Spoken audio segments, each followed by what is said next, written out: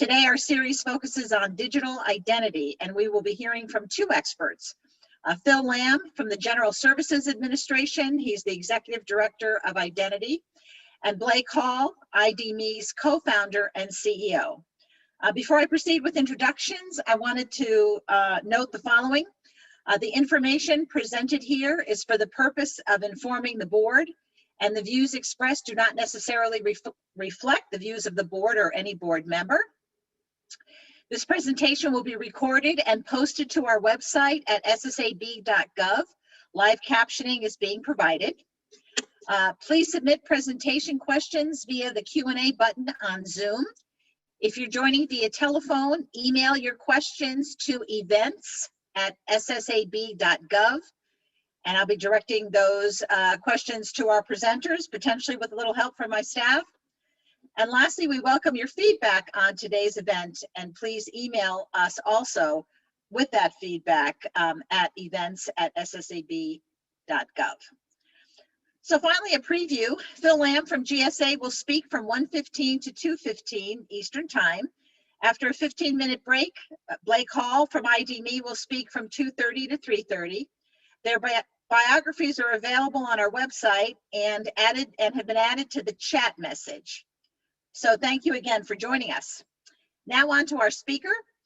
Phil Lamb is the Executive Director of Identity Technology, Transformation Services at the General Services Administration.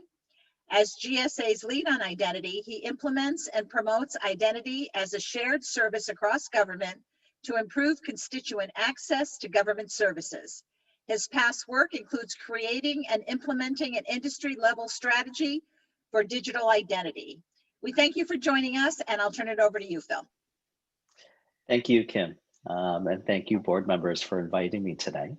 I'd like to first start out with the current status of identity capabilities here at GSA, talk a little bit about where we see shared services around identity, and then, of course, happy to answer some specific questions that you as the board may have for me. So as Kim was saying, my name is Phil. I lead identity efforts here inside TTS, or Technology Transformation Services at GSA. Our mission and our goal is to help our agency partners modernize really around technology efforts. And the way we think about identity is that it's a foundational component of their modernization effort. So what I've been doing for the past few years is to think through what is that broader strategy. How do we come together as citizen-facing agencies? If we can come together with a common challenge, perhaps we can have a shared solution set. So today I'll first start off with one of our premier products that we have at GSA called Login.gov, and just share kind of where we are today. So Login.gov is a federal program within this office. The mission is to simplify secure access to online government services for the public, to reduce costs and complexity for agencies by doing so. And how do we do that? It is through a single sign-on capability that provides strong authentication and identity verification as a shared service across multiple federal agencies. We pride ourselves in being NIST 863 compliant. It is FedRAMP authorized and a FISMA moderate system.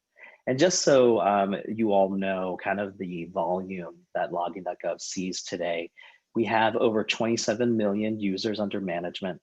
Over 100,000 of them are our IAL2 users, so fully verified users. Every year we see over 130 million authentications across over 150 live sites and services that service over 20 agencies. So Login.gov has grown and matured over the years. This past year, we launched our IAL2 service, the identity proofing side of the capability at both the Railroad Retirement Board as well as a Small Business Administration, where we help protect their disaster loan assistance program portal. So we're very pleased with how Login has grown throughout the years and are very excited about the progress we can make with it with our agency partners in the future. One other element that, from a shared service perspective that we've been working on is this concept of attribute sharing. So in 2017, NIST released their 863-3 guidance, which is their digital identity guidance, to require all federal agencies to not only receive those identity attributes from the citizen, but to validate them with their authoritative source. Now, for those of you that are in the business of identity, it's hard to actually get to the authoritative source. And what many of us do is we lean on our credit bureau partners to check name, date of birth, social, to check address and name, and do things like that. And so when NIST released the requirement to check to the authoritative source, many of us as federal agency partners, we were challenged by that because agencies aren't really in the business of exposing their data, specifically either to the general public or externally. So how do we get there? So this past year, we've been working with several government agencies with the help with OMB guidance 1917 to say, hey, as federal agencies, we know it's not your primary mission, but please do focus on this area, because if we do an effective way, then we can help reduce the instances of synthetic identity fraud and help promote secure digital identities across federal government. So what we've done is, as I was saying, we work with government agencies, looking at it from a technology side, from a policy side, and from a business side. And we're piloting a capability that is essentially a shared service API that connects these government entities with the authoritative sources. And we've expanded out a little bit so that they're not just government sources of information, but potentially private sector partners, such as the credit bureaus that I mentioned before, so that we can help facilitate identity verification to all our partners. So what's new about this? This capability, we thought about how we can do it right this time. And one problem that we saw with data sharing before was that historically, if an agency were to share data with another, it would be either a large batch process or a large secure file transfer, but we would essentially have duplicate copies of PII at one agency to another, to another, to another. And what that does is it exposes us as agencies to more risk because we're holding more authoritative PII, each of us. So can we create a system that does it in a real-time manner so that no agency needs to have all of someone else's information? They can pull it and access it real time. And at the same, can we just ask yes or no questions? So when we go out, we can say, hey, Social Security Administration, for example, Kim Hillard, this date of birth, this SSN, does that match? And what SSA could do is not send us all of Kim's information, but just say yes or no. And that way, we hope that this model can help reduce the quantity of PII that's sort of filtering in a lot of different places, as well as increase the freshness of the data. So that we know from the authoritative source, it's pulled real time, it's as good as we can get it. This is one of the capabilities we're building here within GSA. And the other thing I want to share is that as a multi-agency convener, we brought several of the citizen-facing agencies together. So whether it be SSA, the IRS, HHS, VA, and others, we thought about what are some of the other identity challenges that we all face? What are the next service offerings that we can think about investing in so that we can better tackle identity and solve this for the American public? And so we thought about it not from a technology only perspective, but we identified 3 other areas. The second being accreditation. So the challenge many agencies face is that there are lots of vendors out there, but we're not quite sure, do they meet the NIST standard? Do they meet the federal requirements? And what we have to do, each of us as agencies, is figure that out individually. So we're all doing this work. We're all doing this due diligence. Is there a way from a shared service perspective that we can have accreditation done centrally so that we can know who we can trust, so we can easily buy and deliver those services? Speaking of buying, the other pillar from a shared service perspective is acquisition. As some of you know, it is a challenge to acquire new services and contracts within the federal government for a variety of reasons, many of them very good. But is there a way that we can have a shared manner that we can pick up these contracts? And especially within GSA, we love to help our agencies with that. And then finally, our fourth pillar of potential shared service is around innovation. So as we think about the current capabilities, accreditation, acquisition, what's new and what should we be thinking about in the future? And since we have a shared challenge of identifying the citizen and knowing who they are so we can derive benefits or provide benefits to them, how can we think together about shared innovation pools of money and resources so that we're not one-off doing a innovative pilot with this startup and that startup and not sharing the information perhaps, but we can do it in a way that has visibility across us agencies so that we can help foster them. And if we see something that's fruitful and beneficial, kind of help them with that process of accreditation to acquisition to potentially even becoming part of the larger shared service. So these are some of the thoughts that we've had at GSA in the past year around login and other shared services. And I'm very happy to take some questions from the board and from the group. Okay, well, great. Thank you, Phil. So I had just a couple of questions, and then we'll check in with our audience to see. And I first also want to defer to other board members. But I was curious about whether COVID has influenced the thinking around digital services and identity protection. Influence is it's a very mild manner of saying it. You know, I think COVID really highlighted that digital identity investments in identity and going online is not just about efficiencies and it's just cheaper for the agency to work with the customer anymore, because that was always the impetus around sort of e-gov initiatives. I think pandemic really highlighted it's not about those things anymore. It's about the safety of our constituents. So from an impact perspective, I think it really accelerated many of how agencies think about investments around digital identity, investments about modernizing their infrastructure as well to support that. But I think the challenge is when you rush to do things, a few things cropped up that I can highlight and share with you all. Once you've come to the realization that online has to happen, it's not a nice to have anymore, how do you deal with the scale? And this may not be as big of a challenge to some of our federal agencies, but I think our state and local partners really experience that. Things, cloud hosting, and then securing that has been a challenge that I think many of our partners face.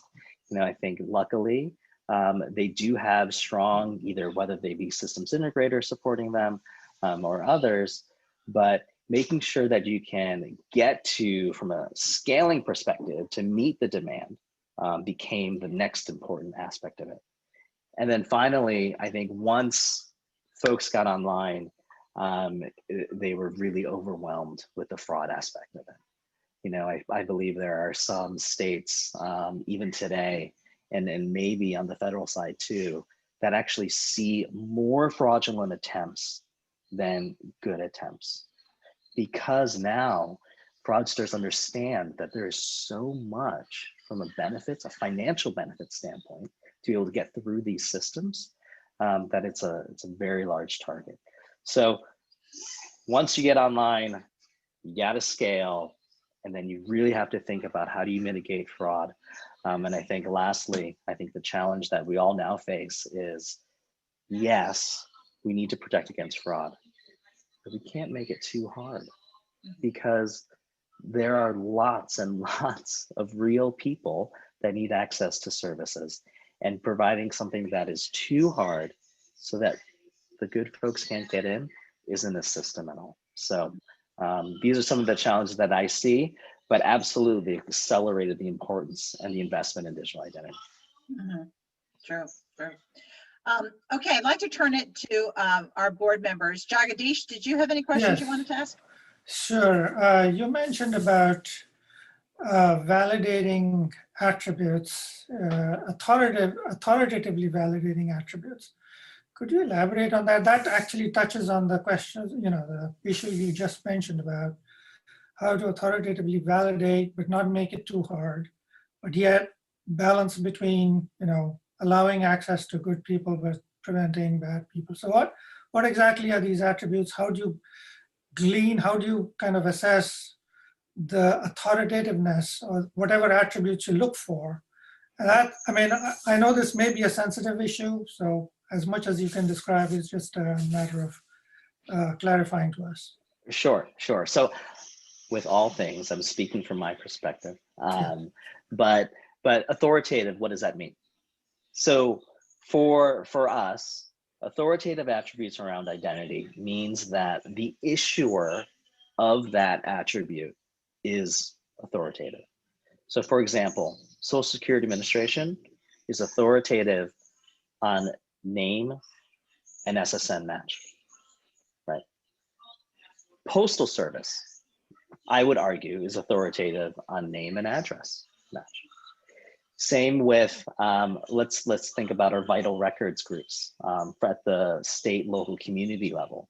They could be authoritative on birth name, and birth date, sorry, name, place of birth, right? So these are what I would consider sort of, like the root sources for these types of attributes, and getting access to them, that's been the hard part. That's why GSA has invested some money into thinking through the problem, working with some of these agencies so that we can develop a real-time API to get access to them. Because not everyone can take the time to think through it all, work through, because it's really not a technology problem. It's more from a policy perspective, because a lot of agencies, we have very specific permissible uses for our data for good reason. So thinking through how can we do that in a way that aligns with permissible use, but also looks forward, because we do need to solve this problem. We can't just say, no, our privacy office can't do it. So I've been thankful that I've worked with several agencies that have looked towards how do we get to yes, how to navigate the policy side of it. And really across the board, the agency has been very receptive. So I think the second part of your question is, how do we balance the usability side? And I think that's a challenge we still face today. I'll tell you, it is hard to get a user fully through the NIST Identity Assurance Level 2 process. Today, you could go to Login.gov. I'm sure, I don't know if Blake will walk you through it, but ID.me has a robust process as well. It involves you taking a picture of yourself, taking a picture of a driver's license or a passport, the system matching, then taking that information and sending it to the authoritative sources, matching across multiple authoritative sources, and then returning it back to you. You can already, I'm imagine, see where people can drop off, right? And I think the challenge we face as a government agency is to think about what is that risk balance, to say, okay, they didn't pass everything, but maybe they passed enough that will allow them into certain things that we can do. And I think that's where sort of the more advanced agencies are thinking about it in that risk-based way. And I know that our banking partners have been thinking about risk-based security for a long time. They're economically incentivized to make sure that they don't just drop everybody off. And I think that's something we as federal agencies can look at a little bit harder as well. So just to follow up, I mean, I know a lot of agencies are restricted I mean, they have a lot of concerns about releasing PII sensitive information and so on. But across agencies, are there some common legislative bottlenecks that you perceive could be relaxed? You know, some areas where if Congress could perhaps create some allowances or change the constraints, if you will. Are there such constraints that you are concerned about and would like to kind of voice them? I would never advocate for legislation, but one thing from a broader policy perspective that I think that we could all take a little closer look at is one thing in permissible use, where we feel, generally speaking, better about sharing information from one federal agency to another federal agency for identity verification and validation purposes. And that's something that I think historically, agencies have done for a bit.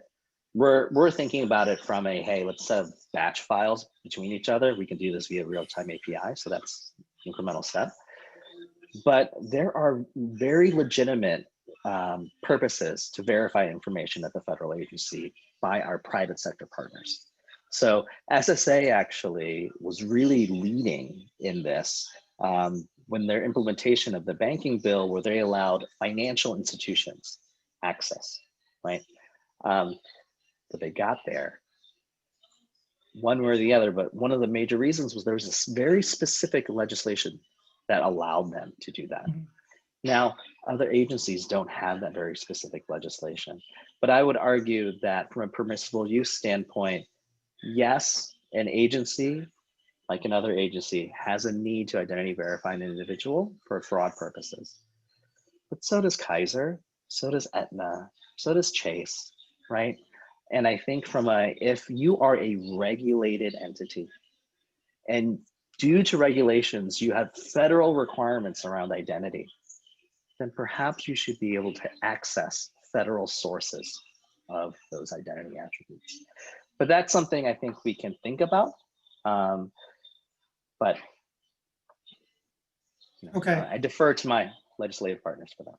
Thank you very much. I'll stop.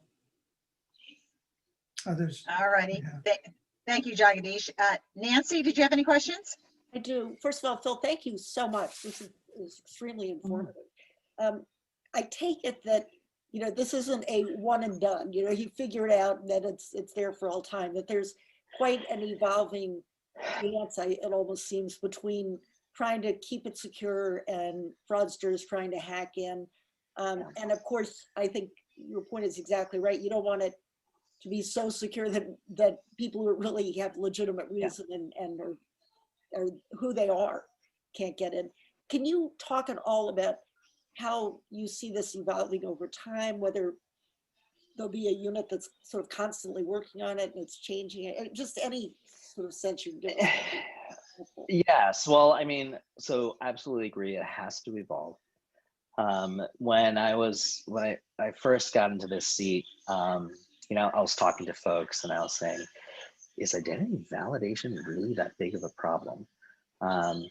Because, you know, all my information was leaked, right? I think from the OPM hack from years and years ago, right?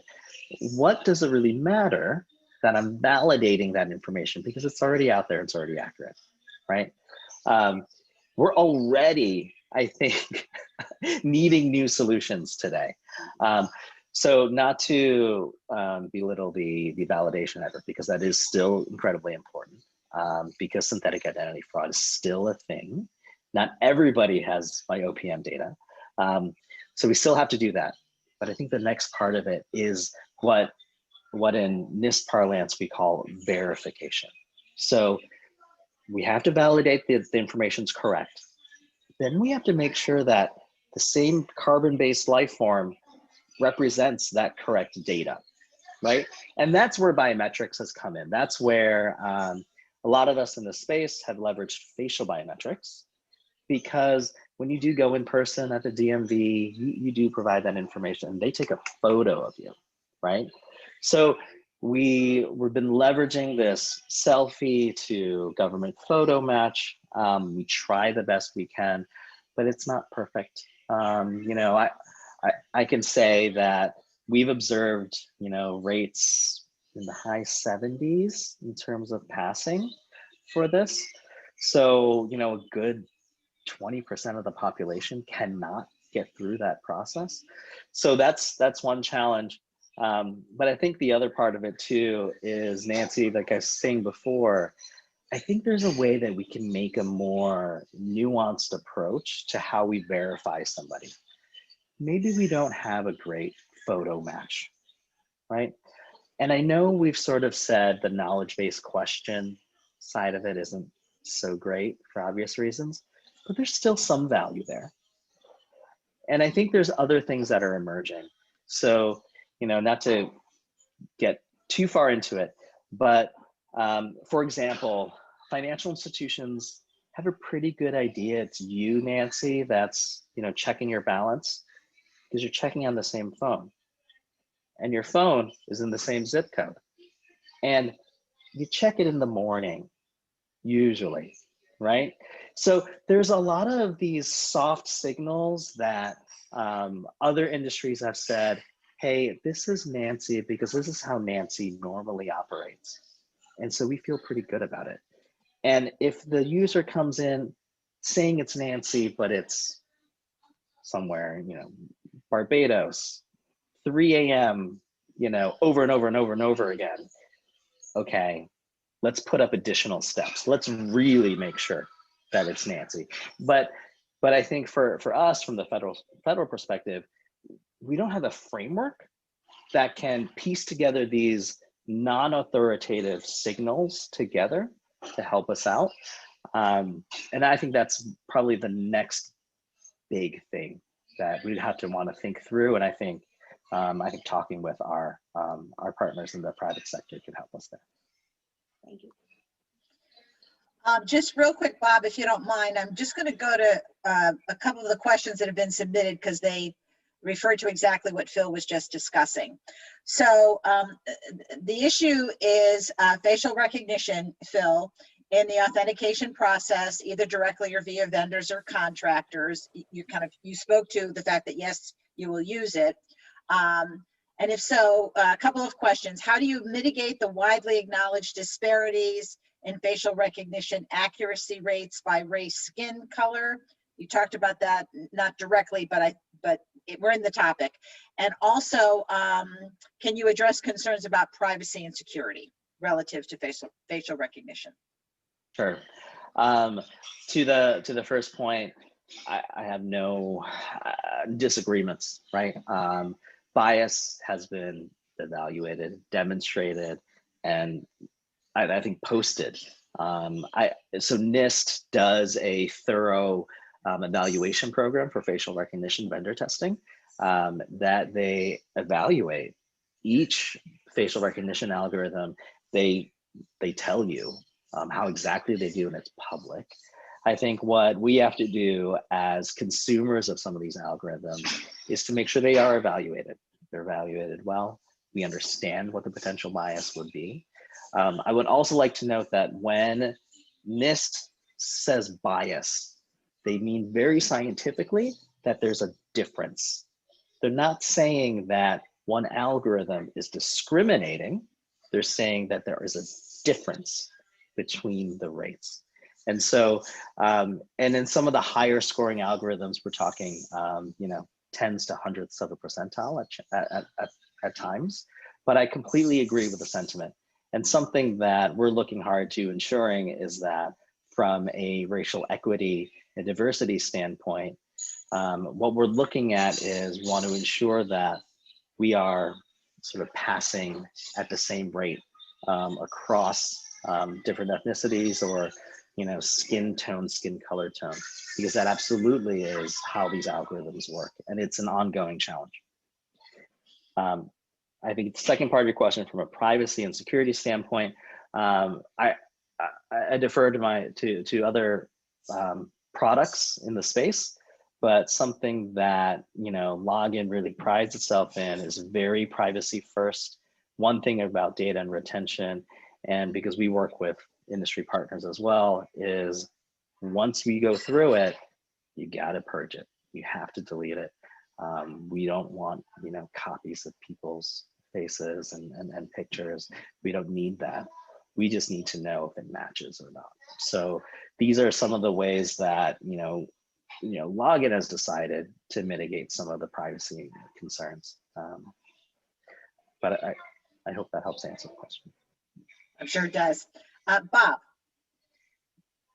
Hi, Phil. Again, thank you very much for this. This is really fascinating and informative. I had a question. In the course of doing the work that you've been discussing, is there an opportunity or is there a parallel function of verifying and correcting false or incorrect information at various agencies? Because Yes, I love that, right? Because I think that is one of the big problems we have. Now, I'll have to say that's probably in Horizon 2 or 3 of this capability, because the way that we kind of navigated the policy challenges that we were talking before was that we have the citizen in the flow. They're providing active consent to you, agency, to share their information. So when the citizen is in the flow, we can enable access to a lot of information because it's essentially a Privacy Act request. Now, Bob, I think what you're suggesting is if data from a bulk standpoint, housed at one agency can be correlated so that it's accurate at other agencies, it sounds to me that the user might not be there actively consenting for that sharing. So that'll be something that we'd have to probably work harder with the privacy groups and the lawyers, because they're not actively consenting. Now, something that our team has thought about, because we've been thinking about, okay, if we're user-centric about this, what about the use case of I'm moving? So I could tell the government perhaps, like, hey, I'm Phil, my term with the government ended, I'm going back to California. So I identity proof myself, I tell the government, hey, I'm moving at this date. Please update all the information across the agencies of my address.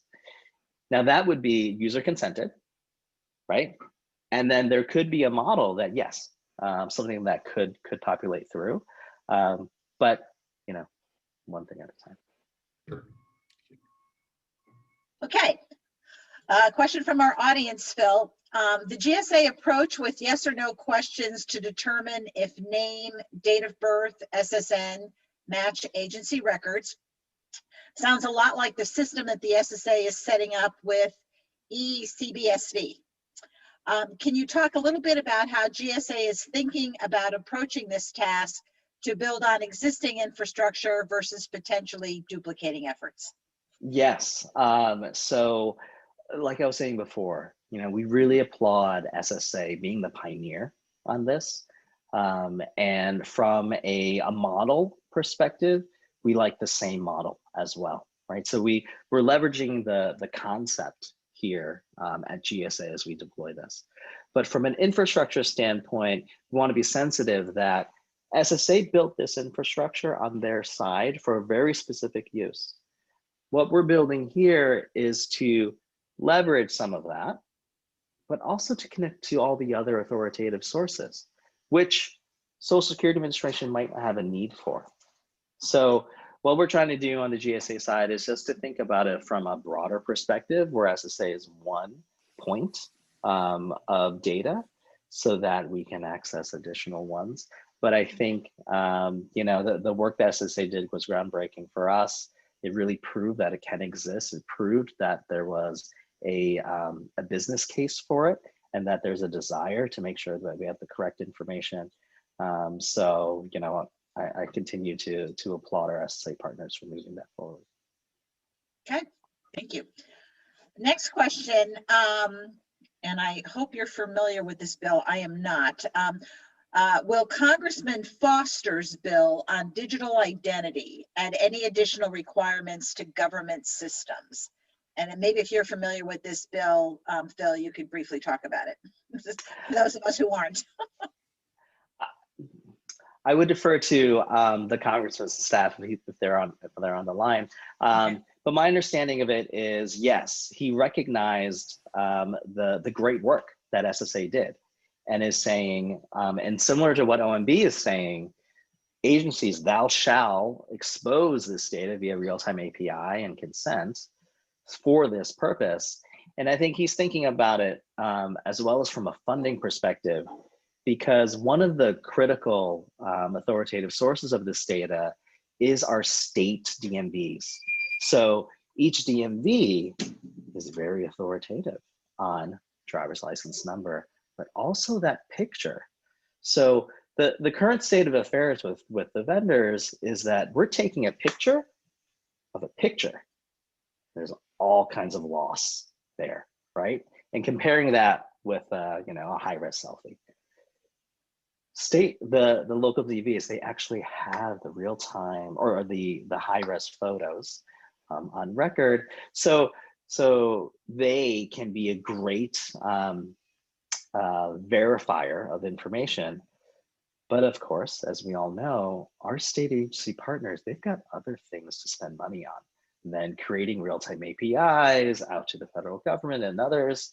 If there's a way to help them via funding, then that could be really helpful.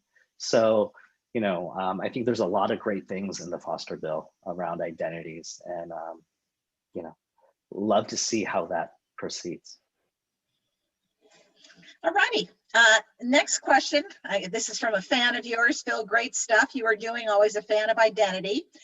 Can you please talk in more detail about your need for access to an API like ECBSV at Social Security? Also, how can the SSA board help to get you there? Thank you. Very pointed question. So as I described before, SSA in implementing this capability was specifically designated from, not designated, but requested from Congress to provide this for financial account opening. Now, if you're Login.gov, we don't open accounts, right? But we do have a need to validate that information to prevent fraud. So is there a way to think through that very specific permissible use and think about it in the spirit of the law itself? And the spirit of it, I would say, not that I'm a lawyer, is that we need to help reduce the instances of identity theft and fraud. I think our FTC partners published a few weeks ago that identity theft is up, and it's up, I want to say, over 10x than it was a year ago, because of there's just so much money coming through from a benefit standpoint that all the fraudsters are there. So if there's any way that we can get better access to the data to help prevent some of that fraud, then I think that is in the spirit of what Congress wanted to enable access to SSA data. That right now is challenging, and I think SSA would like to, because there's a lot of great folks there and they understand where we're coming from, but it's very literal, the law that states for financial account opening. But if that's something that this board can help with, help with that interpretation, that would be appreciated, and think, kind of across the industry. Okay. Great. Next one. Are you familiar with the National Strategy for Trusted Identities in Cyberspace? That's the NSTIC, and was it helpful? So I am familiar. I think we call it the NSTIC. For those that aren't familiar with it, it was my first stint in government, serving Obama's second term, where I was part of the NSTIC program, where I helped lead some of the investments in identity at the time. So back then, we didn't have a lot of multi-factor authentication capabilities. The whole selfie driver's license thing, that wasn't a thing yet. You know, getting a lot of these, you know, capabilities today that they just weren't there. So what the Unstick program did was we made a call out to industry to say, hey, we'll give you money to innovate, to try something and try something hard. So I helped on the pilot program to select and fund some of these. And one of those, you'll be talking to in a few minutes. So ID.me was one of the recipients of one of the first or maybe second round of funding that the Unstick office helped provide. Others being MorphoTrust at the time, now Idemia, which helps provide some of that selfie driver's license match capabilities. So do I think it was helpful? Selfishly, I do. But I think the industry would recognize it as well, because at that time, the business case was too far away. We needed federal funding to help jumpstart that capability so that they can be off the ground and running. And now that we have capabilities we can leverage today. Great. Next question. If data between two different agencies does not match, how are the discrepancies audited or addressed? It's a great question. You know, I think part of that could be if we have strongly identified the user in the system and they're in the session, they're in the flow, and we can tell them, we can ask them, hey, Phil, is your address at Bethany Beach or is your address here in DC? That because I've identified the user, I can tell the system. I can tell them where I am today. Or same with, you know, a payment mechanism. If there's a discrepancy, once you've identified me, and I feel really strongly about that, then the citizen should be able, or the constituent should be able to sort of detangle that on their behalf. Now, if it's purely system to system, that's where it gets harder, you know, as I think we were talking about, Bob. But if the user's in the flow and we have identity, let's let our citizen tell us. It's their information after all. Okay, great. Right now we have a pause in the audience questions. These are great questions, folks. So if you have any more to add, please, by all means, enter them into the chat or Q&A. Board members, any other questions that you have for Phil?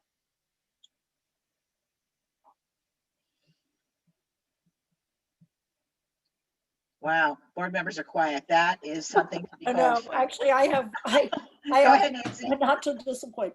And again, this is just a very layperson question, but where does two-step authentication come in? It seems like more and more are using that. And of course, you need to have, I mean, one thing we haven't talked about are all the people who don't have access to the internet, don't have smartphones and so forth. But for those who do, how does that happen? Yeah. So first of all, that's an excellent point about the digital divide, and that's absolutely something that we have to tackle. Unfortunately, obviously out of scope for this discussion, but two-factor authentication, why is it important? I think what we recognize. How does it fit into the? Oh, okay, got it. And the way I see it fit in is that you have to be two-factor at this point, because it's so easy to sort of understand the password, the single factor password now. There are capabilities out there that now will tell me, I think Apple will tell me if they know that my passwords have been compromised and they're out there, which is wonderful. But it's so prolific that we have to have that second factor, because what I'm worried about, Nancy, is that I'll strongly verify you, right, with my process. But if I don't bind that to a multi-factor two-step authentication capability and only use a single factor, someone can just attest to be you. They'll impersonate you, right? Because it's just one factor. So we always bind you to at least two factors, and that's something that Login.gov at least is very. There's no budging about that. You have to enroll two factors, whether it's SMS. The team has integrated a bunch of dongles and tokens, and you can use your PIV card, and you can use all sorts of things and authenticators, but you need two, and it's because of the impersonation challenge. That's why it's so important, and we know it's hard, but hopefully it's less hard because we're more used to it now. Thank you. Yep. Phil, how does a large agency like Social Security, which serves so many people each day, balance increasing access to digital services with protecting customers' identity and information? Well, like you said, I mean, it honestly is a balance, and the way that I like to think about it is you really have to think of it from a risk-based perspective. Not every property you have, not every bit of information or transaction you have is at that same risk level. So large agencies do take a good look at that. GSA has developed playbooks around or helping you figure out what level of assurance you're at. Happy to direct folks there. But once you define the level of assurance, what I'm suggesting, which is maybe controversial, is that you may want to have risk tolerances in how you meet that level too. So that way you can more effectively balance some of the usability concerns, or stick to your levels, but always have a fallback. And we've always fallen back to in-person capabilities and processes. It's just a bit more expensive. It's harder for the citizen themselves, and hopefully, I guess in a few months, not as unsafe. But it's something that we should be cognizant of. Mm-hmm. Thank you. I have a question, Kim, just Go ahead, Bob. a little sci-fi, I don't know. But it seems that I keep reading about places that have so much information about you, that, such as Google, for example, that they could predict your behavior better than you can, based upon the data that they've been able to collect about you and your demographic. And I just wonder if there's any discussion or speculation about the use of predictive behavior in identifying people's. Yeah, well, I would question about predicting what I'm going to do. But absolutely, we're creatures of habit, right? And just like your face is a template of something that's immutable, if your behavior is relatively stable as well, I would argue that could be, leveraged as a mechanism, a tool in that risk-based solution. Right. Like I was saying before. So Bob, if I know you're in California usually around this amount of time, and you log in from California, I'm kind of okay, right? And I don't know everything Google does, but I'll tell you, I haven't authenticated into my Gmail, and I don't even know how long. But they know it's me. And so I'm sure there's mechanisms and there's ways that we can learn from them, specifically around the authentication aspect of it, sort of that passive authentication, whether it be through the way you behave, the way you hold your phone, even the way you swipe. I've been talking with folks that feel as though there's enough uniqueness as well as stability in those patterns that it can be used for things like authentication.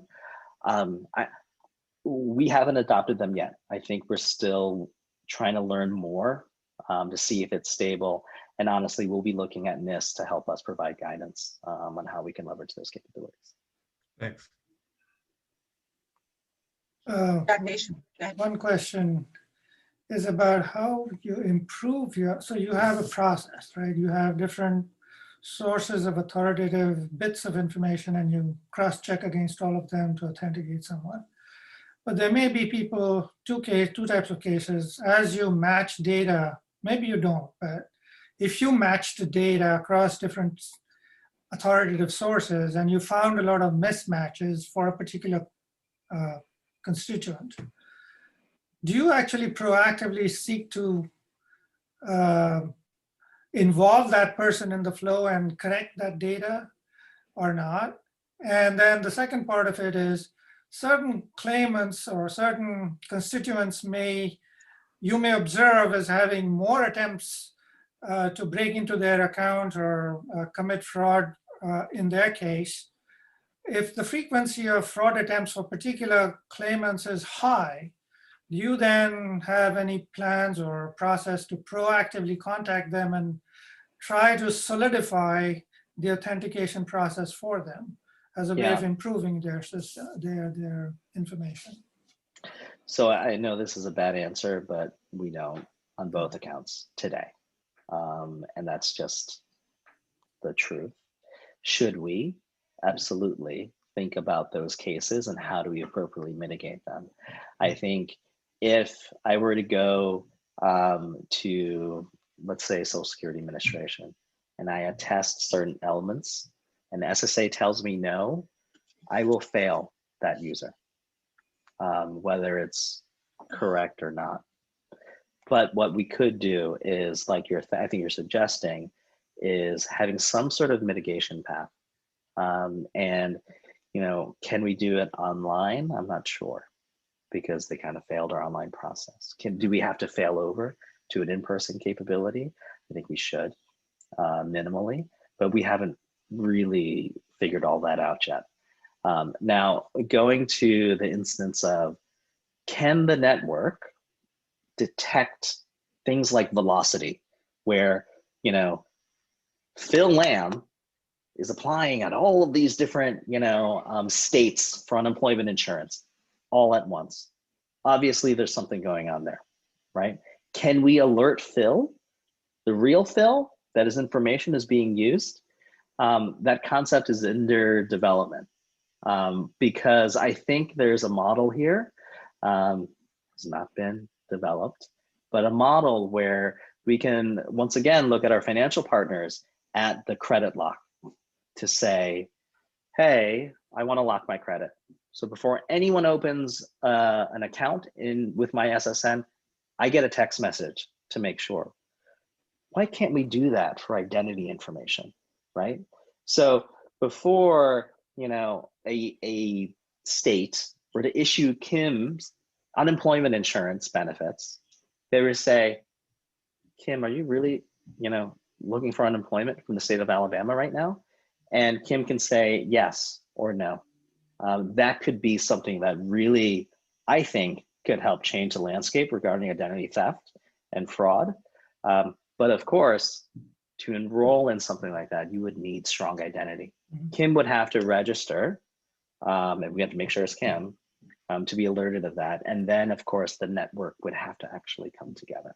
I'm hopeful. It's one of my dreams I have of how we can use identity as a foundational component for some of these really great, interesting use cases that can protect our citizens. Thank you. Okay, next one, Phil. A big issue is digital inclusion, and those that are unbanked or underbanked or may not have the right attributes to be verified online. So could you share your comments on the significant problem that can't be left unattended? So completely agree. And I think another thing, Kim, that the pandemic highlighted was a lot of the time, the individuals that need the most help are the ones that we can't readily identify online. You know, their licenses may be long expired, their images smudged, you know, for whatever reason. They may not have a great file with our credit partners. Our systems are inadequate to verify those individuals, and thus they fall through the cracks. So I think there is an absolute need to focus on that. Unfortunately, we're leaning on capabilities that were kind of grew up in the financial system. You know, that they were banked individuals, and they want, you know, we wanted to provide them access. So now in the government perspective, I think there's a need for us to focus our resources and energy on that. You know, I call it my 20% that I can't verify readily today. You know, how do we actually go about there? something that we've been thinking about is I call it a sponsorship model, or a way for individuals to vouch for them. So the idea would be, although I may not have a good idea of an individual that doesn't have a driver's license and a record, the caseworker at the shelter, or the clergy member at the church may absolutely have a good idea about some of the individuals that are currently underserved through identity verification. Is there a way that maybe I can strongly proof the caseworker, and the caseworker can vouch for the identities of individuals under their care? Is that maybe a way that we can onboard them into a digital identity that might not be able to do everything, but at least we get to know the individual, they can establish a history, and then they can get into stronger assurance use cases? It's something we've thought about, but I agree, it's an absolute challenge. You know, we're actively thinking about that because we know that there's some of those, that group of individuals really need the most help. Great, thank you. And last question, because I know we're about time for a break. One member of the audience paid much attention to your discussion about the increase in identity theft, and was wondering if you might comment. Obviously, we've got two-factor verification to help prevent that in some instances, but kind of where are the gaps that are contributing to this increase? Well, I think it's two-sided, unfortunately. Like I was saying before, a lot of our information has been exposed. So if your application only looks to validate information that's correct, undoubtedly you'll have these types of frauds, or impersonation fraud, third-person fraud, that's what we call it.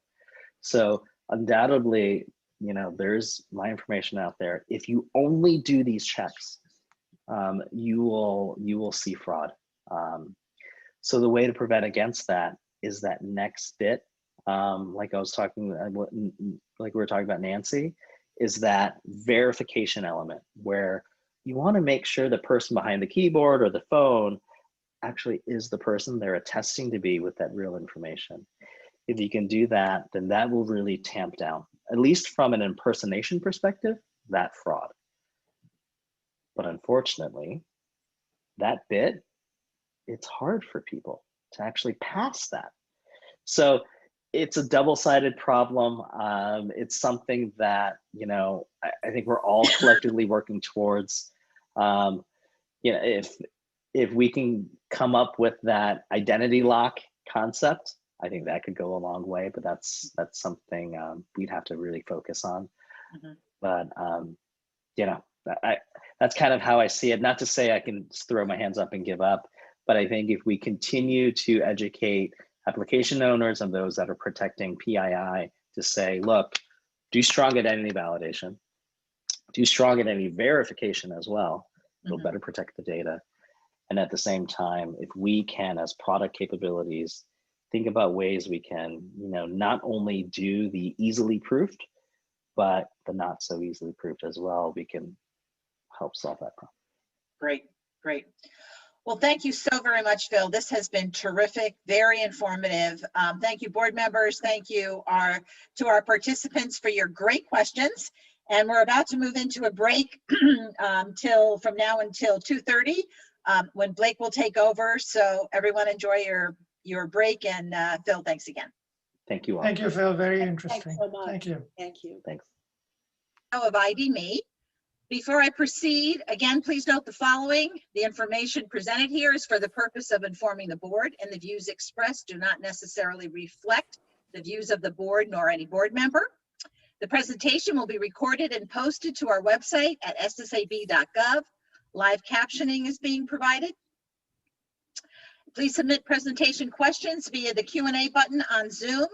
If you're joining via telephone, email your questions to events@ssab.gov. And lastly, we welcome your feedback on today's event. Please email us also at events@ssab.gov. Now on to our speaker. Blake Hall is the founder and CEO of ID.me, a next generation digital identity network that simplifies how individuals securely prove their identity online. With ID.me, consumers can verify their identity with ID.me once and seamlessly prove their identity to over 500 organizations without re-verifying.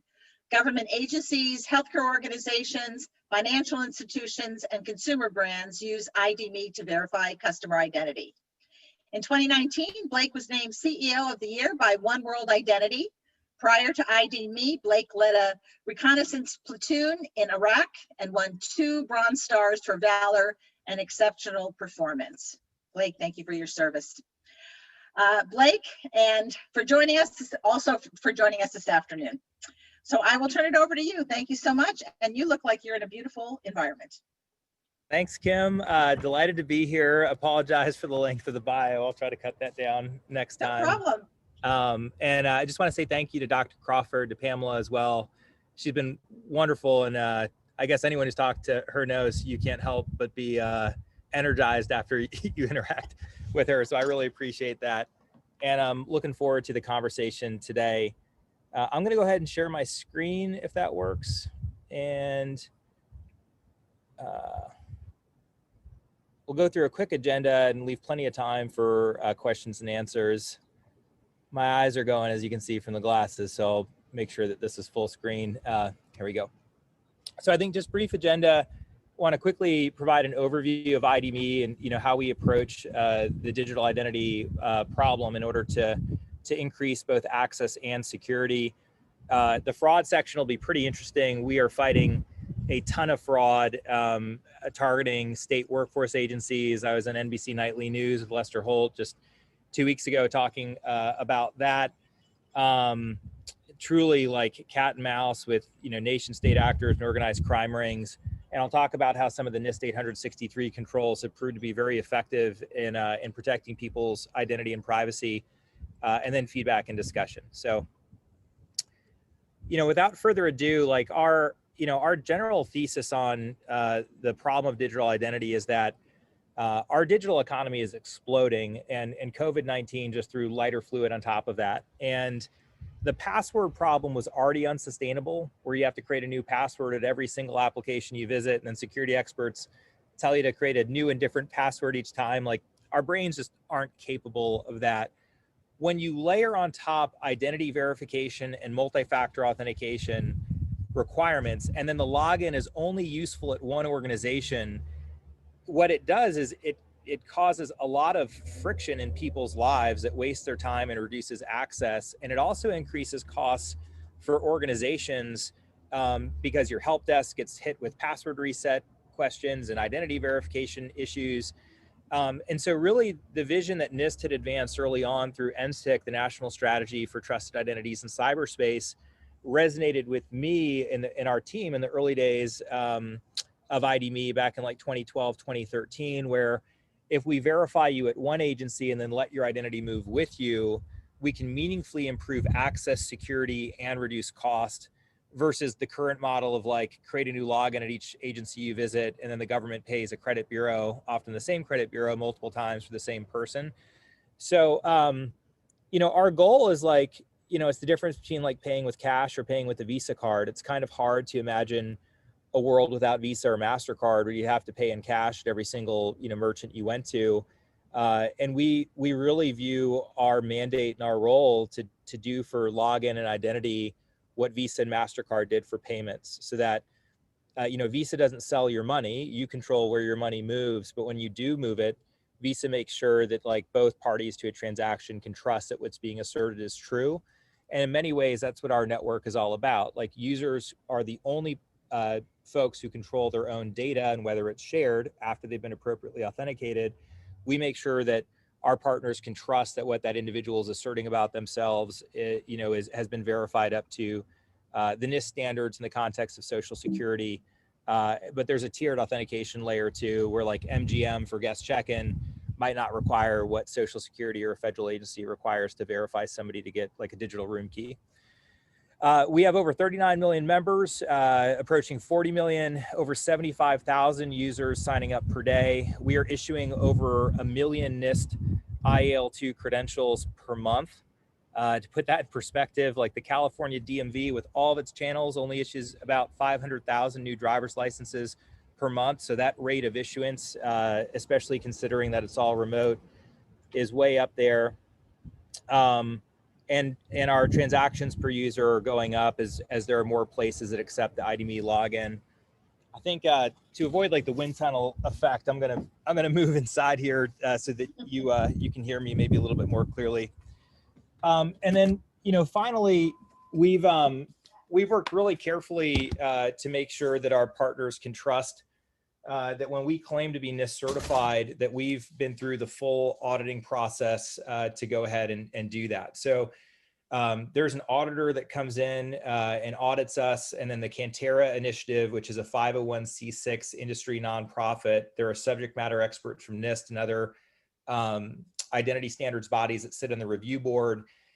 Once we satisfy the auditor that we're conformant with the NIST standards, then that review board subjects us to kind of a murder panel and, back and forth questions and answers. And then they will sign off on our accreditation, which is how we've certified our product. Our agency partners will often also review that packet from Cantera and we'll send that over to them. We have our FedRAMP 853 ATO with VA as the sponsoring agency. That packet is with the GSA PMO right now for review and publishing rather into the GSA marketplace. So that's where we stand against the NIST 853 standards. And we can integrate through any protocol that our partners prefer: SAML 2.0, OAuth 2.0, OpenID Connect. We support all three. That has made a huge difference. California EDD was using 1980s COBOL technology. Technology is literally 40 years old. We were able to fully upgrade them to the NIST IAL2 standards and to serve Californians who are desperate for unemployment aid within 30 days, start to finish on the integration side. So we've really worked hard to make strong identity both accessible and secure from a consumer point of view, but also easy to integrate for our agency partners, who oftentimes are kind of like anchored and weighed down by some antiquated infrastructure. So this is just like a visual for how we frame the problem around digital identity, that our most portable logins like Facebook Connect and Google aren't trusted. If we do vote online one day as Americans, like God forbid that Mark Zuckerberg's company be the company that verifies that you're you. They just need to get, kind of the Russians off their platform first, maybe. And they're advertising companies. They're just fundamental trust issues. At the other end of the spectrum, our most trusted logins are typically with our employers or with banks. But the problem there is that those entities view your data as theirs, right? If you leave your employer, your login and the data that's tied to it gets turned off, right? And it's gone because you don't control it. Banks actually have a disincentive to let your data move with you because they don't want to lower switching costs for their rivals, right? Like, why would Chase make $2 to let somebody move to a rival financial product from Citibank or Wells Fargo? And even if they were willing to let their login move for like know your customer purposes, it's unclear if like Citibank would ever allow like a Chase logo on their digital property just because of the rivalry there. So IDMe fills the trusted and portable role, and we have a neutral brand, meaning that all we do is log in and credential and identity verification. We don't actually play at the app level or compete with apps, which is really important, because if you think about a large marketplace like Amazon, they try to do a lot of stuff in the identity space, but they can never become ubiquitous. There are certain retailers like Target and Walmart who are just terrified of them. And so their ubiquity is limited. And if you really want to be Visa for the internet, which is our goal, and to be everywhere that your consumers want to be, you have to have a neutral and trusted brand that just does one thing great. And for us, that's identity and making sure that we can solve this like password and identity verification problem where you just need to verify once and then your identity can flow with you across our network. There are multiple use cases that we streamline. Like I've talked about one, which is unemployment aid. really near and dear to my heart because, you know, you're talking about making sure that folks who need access to unemployment benefits are able to get it. At the same time, like organized crime in nation states can turn any American's identity into over $20,000 of loss to the federal government through this new program called Pandemic Unemployment Assistance. So that has attracted attackers from literally all over the world, which I'll get to in the second section. You know, but even for things like government services, if we verified somebody, you know, at Veterans Affairs, we want that credential to be able to move to Social Security and vice versa. And we're really proud of the work that we've done with Social Security and VA and soon IRS and Treasury, who are launching us as well, so that identity is truly a shared service. And that's also allowed us to move our price points lower. But we're doing really important things in healthcare. So, you know, the opioid crisis is obviously a huge issue for the country. And a lot of states have told doctors, like, you can't prescribe with a prescription pad and pen anymore. My wife's a physician. She had her DEA number compromised, and somebody was prescribing controlled substances with her DEA number. So you have to electronically verify up to the NIST standards, and then link your medical credentials to it, and you can prescribe. So over 100,000 providers in America use this every day to prescribe controlled substances more securely in order to keep those credentials safe from those who would abuse them. And what's cool is if that doctor had first authenticated at like Social Security or VA, and then they get over to Allscripts or Change Healthcare, we already know who they are and they've already been credentialed to the government standards. Now we just say, hey, what's your DEA number? You know, what's your NPI number? What's your state medical license? I would fail that check because I'm not a healthcare provider, but my wife, Suzelle, would pass it. And then we can tell a healthcare app, you know, this is Suzelle Hall. She's an otolaryngologist in Maryland. Here's her license number, her DEA number. If she wants to prescribe, you know, things for patients, go nuts. And then we step out of the loop. So we don't actually see who she prescribes for or what. That's always decentralized within the app. And that's very important from a privacy point of view. So we have 3 methods for proofing. The most common one is our online self-serve proofing against NIST IL2 standards.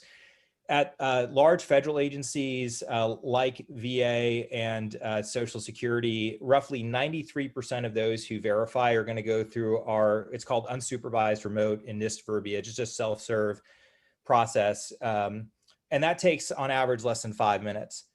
Now, there's a population of users who don't have credit history and or folks who maybe have changed their name and whose data is listed inaccurately in financial records. And as a military veteran, I come from a culture where, you know, no man left behind is maybe the core of our ethos. So we have a no identity left behind initiative here at IDMe, where even if your data is missing in financial records, or it's wrong, you can go into a video chat process, and using your documents, we essentially virtualize what an in-person process would be. So you can use a photo government ID like a driver's license and 2 secondary documents like a utility bill or a health insurance ID card, and we can get you through with video chat. At state workforce agencies, that capability is even more important because only 85% are able to go through in the self-serve manner. It's a very challenging demographic. And 15% of folks need to go through video chat. But we are the only vendor in the United States that has a certified NIST supervised remote video chat capability. And then on June 1st, we've partnered with Sterling. Sterling is the leading background check company globally. And they have really 650 retail locations nationwide where they already have kiosks that are approved by like the FBI and everything else. Went down to 500 because some of those retail locations said during COVID, we're not comfortable with like the proximity of our employees to that, but now it's coming back up.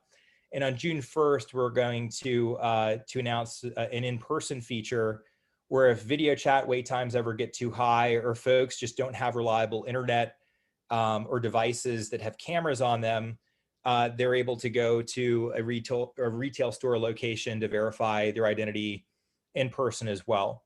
Our success rates for legitimate users on the online side are over 90% when a user has a very strong incentive to go through.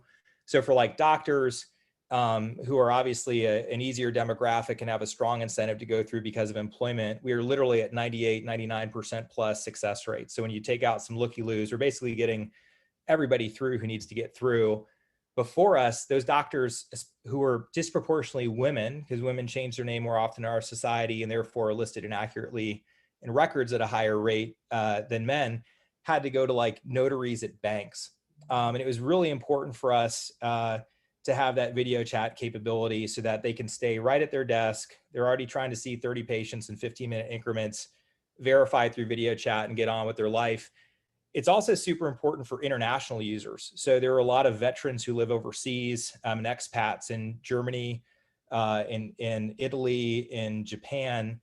And without this capability, they would be totally divorced from their government. And there have been some emotional interactions where there's an 81-year-old veteran in Japan. His wife has Alzheimer's, and he wasn't able to get through because his data is not present in financial or utility records here in the US. So you can't validate his address or his phone number because he lives in Japan.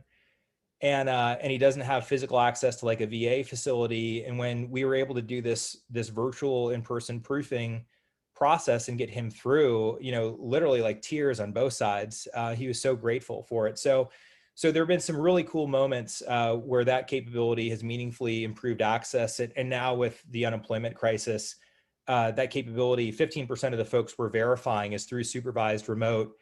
We have hundreds of video chat agents now. We're at 750 employees. We're adding about 200 video chat agents a month.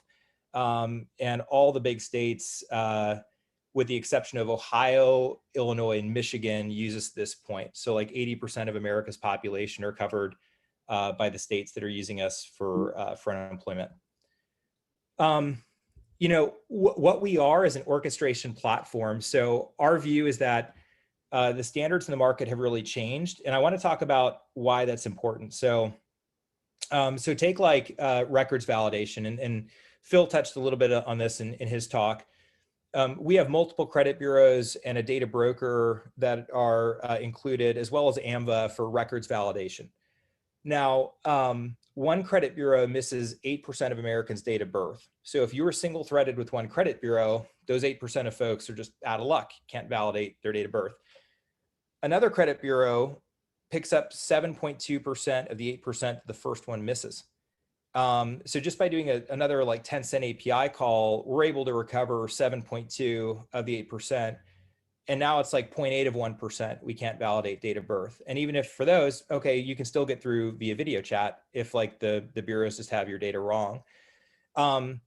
It's also really important because we've seen outages where like one provider will go down, and if you're single threaded, your system is just toast, right? So one credit bureau went down on Christmas Eve just a few months ago.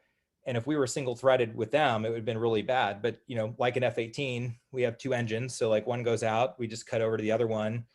Our service really wasn't degraded at all. And then, a little bit, but like not much. And then when it came back online, now we're back to like operating with resiliency built in as well. And we constantly are testing, best of breed vendors for document verification. We have multiple vendors for telecom and carrier verification. So Prove, which used to be Payphone, Telesign, and Denal are all on our platform. Prove did a deal with TracFone that meaningfully increased their coverage over the prepaid market. Denal did something to upset T-Mobile and literally got cut off from access from all T-Mobile subscribers. So again, if you were single threaded with Denal, like that would have been a pretty tough conversation where like everyone trying to come into SSA who's on T-Mo would be out of luck. But again, we go, hey, Prove, good job. You guys are the number one API call. Telesign, you're number two. Denal, you're number three. Like, let us know when you're out of the doghouse with T-Mo and we'll reevaluate the solution. But we're constantly doing that. So from our partners' perspective, there's a lot of R&D where we always have the best of breed vendor from any one component that's available to you. And that's super important because you can go through one procurement with us, but we are not bound by like government kind of red tape. I've worn the green suit and understand just how the same person when in government can just, the weight of procurement and everything else can really slow you down. So we can just say, hey, look, Denal, like, I'm sorry, but like you just lost a lot of coverage. You're last, Prove you're number one. And I don't need to go to court or anyone else, to justify that. So we abstract that vendor management away from our government partners. And then finally, we have a full suite on the multi-factor authentication side to increase access. We support landline and voice-based one-time passcodes all the way up to, your latest and greatest FIDO WebAuth end tokens. So if you're very security conscious or privacy conscious, we got you covered. If you only have a landline for MFA, we got you covered too. And I'm happy to kind of go into more detail. We offer a few different levels of verification. One thing that I'll say based on what we're seeing right now with the attackers, KBA replacement is, or KBA, the knowledge and based authentication process of questions and answers, is completely ineffective, completely. Not just the nation state attackers and organized crime rings, the domestic attackers, it does not stop them at all. And in fact, like the Texas DMV was breached in November, and we're seeing a ton of Russian attackers coming through right now with Texas-based PII, but we're able to pin them as they're proxying in through various IPs and hosted providers. So even at our basic level of identity verification, which we call KBA replacement for the precise reason that we believe that KBA has no place in identity verification at all. And if you saw the threat stuff that I saw, you would agree, you can actually have higher access and higher security. So when it comes to like telecom verification, there are three things we do. We do a guaranteed possession check where it's not a 6-digit code. It's a short link that'll pin the IMSI, the SIM, and the IMEI, the handset, and it'll check for fraud. On those two steps, you typically have a 97 to 98% pass rate on both. And then identity resolution, depending on the app, will be somewhere around like 85%. So generally, like your telecom pass rates, both verification and validation, will be low to high 80th percentiles. When you look at like where credit bureaus are at for KBA, you'd be very fortunate to get to 70% at the top end. And more often than not, you'll be in the 50th to 60th percentiles. So this is actually a much more secure technology where we get metadata about SIM swaps and phone ports and phone number changes and device fingerprinting and has higher pass rates. And then we use document verification as a fallback. But I'll really talk about why right now federal agencies in our network and also at the state level, you really have to have all the bells and whistles turned on for NIST IEL2 if you want to be effective against these attackers and to prevent identity theft and a lot of harm to Americans at scale. We are also capable of verifying attributes. So not just that somebody is who they're claiming to be, but I gave the example of the healthcare provider and medical credentials. We can verify if somebody's, a veteran or a teacher or a first responder. And based on various flows, like income verification is one that you'll often see across federal programs, whether it's for SNAP or for Medicaid and things like that. And certainly several states are adopting us for their Medicaid agencies as well. But we're uniquely able to like look at a workflow and say what credentials are required. And we can also link those professional credentials and licenses to that individual as well.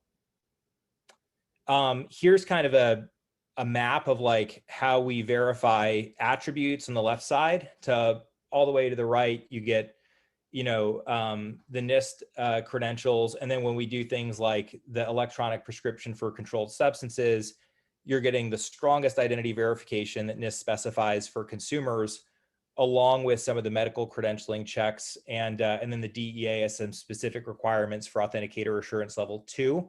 So it's like AAL2 plus. All of our components that are in our platform are ready to go. So from an agency's point of view, you just need to like define a policy and say, hey, ID me for this flow, I want NIST IAL2. Got it. For this flow, I want NIST IAL1 and AAL1, because maybe they just want to create an account with Social Security and log in, but they're just reading stuff and they're not pulling any PII or PHI or changing their direct deposit. And so you just set a policy, and then we essentially have like pre-assembled all those components to deliver the right level of trust and the optimal pass rates based on the policy you specify for a transaction. That's why we're able to go live with our partners so quickly, because they literally just say, this is the policy. And when they either, if we power their login like we do for VAs, My Healthy Vet, they just send us a unique identifier and a policy. we authenticate them to that policy and turn right back around and say like, hey, VA, here's the unique identifier you sent us. Here's all the verified PII. Here's the relevant metadata. They use this kind of authenticator for AAL2, and boom, we like upgraded their login within their look and feel to like NIST AAL2. And they can also choose ID.me. So we power both flows, and that ability to upgrade our agency partners login to the NIST standards literally within a month, avoid an army of consultants in your own certification process. We've already got that. We allow the user to choose. And if they don't choose us, we don't persist the data. If they do choose us, well, now they've got a portable identity like a Visa card that can be useful to avoid new login creation, identity verification across our network. So here's an example of the AAL2 capabilities that we offer. And now, of course, we support FIDO Web Authn. We first integrated a lot of these with VA in, I think it was 2016 or 2017. And that's when Senator Wyden, I believe, wrote a note to Social Security to say, hey, like Social Security, you should check out what VA is up to, because this is an example of what right looks like when it comes to secure login. This is super important right now. There's a tool called Open Bullet. We just stopped a global botnet, servers from Asia, Europe, proxy servers in the US, where they are taking breached passwords and they're running them through to see if they can log into an account using the password. The way to defeat it is with the JavaScript challenge and also reCAPTCHA. So reCAPTCHA at the firewall level, and then JavaScript challenge to make sure it's not a bot coming in. But definitely want to share that as a learning, because that Open Bullet tool, if you've seen some of the articles about Netflix cracking down on password sharing, I wouldn't be surprised if like that Open Bullet tool is being targeted against multiple apps where the login is valuable for sale if they can take it over with just a password. So here's how NIST IL2 has changed, in terms of NIST 800-63.3 for identity verification. Knowledge-based verification has been formally deprecated for identity verification. It can be used for identity resolution, but it is considered a fair piece of evidence. And, and that was a few years ago. From what I'm seeing right now, we do not have it in any of our flows because it just doesn't work. What it's been replaced with is, do you have possession of a driver's license? Do you have a selfie with liveness? And I'll touch on some of the face match things. The headline is that face match is very different from face surveillance. There actually is no discrimination or difference across skin tones and demographic groups. And then you have device and telecom verification. So if we can verify that you have possession of a device and a phone number that's tied to your records, grab your billing information from the mobile network operator, and also know that you haven't had a SIM swap or phone port. If you have possession of a driver's license or passport, and then a selfie with liveness, that's how we verify that you're you. And based on what the attackers are doing to compromise data at scale, now that they have an incentive to do so through the unemployment programs and PPP, it really is scary just how much data the bad guys have before they even come into your systems. So I think there's a misconception in the market where face match and face surveillance are not differentiated. Face match is a very simple and straightforward process. It is matching your face to the photo on your government ID. So in the same way that like you buy a bottle of wine at a grocery store, the cashier looks at your face, looks at the photo on the government ID, all you're trying to do is say, does that photo on the government ID match the person that I'm looking at? Face surveillance is a much more complex challenge. It's taking one face and then out of a pool of thousands, tens of thousands, millions of people, saying match that one face out of this like sea of people. That is much more problematic for all the reasons, right? And deserves a lot more scrutiny. But the face matching, what the NIST FRT-VT testing shows, is that across demographic groups, and there's a lot of stuff that shows it, your false negative rate from the algorithm, if the images are both of good quality, is something like a few thousand or a few folks per thousands to tens of thousands of users. It is an infinitesimally small failure rate compared to other things that the user needs to pass, like records validation or document verification.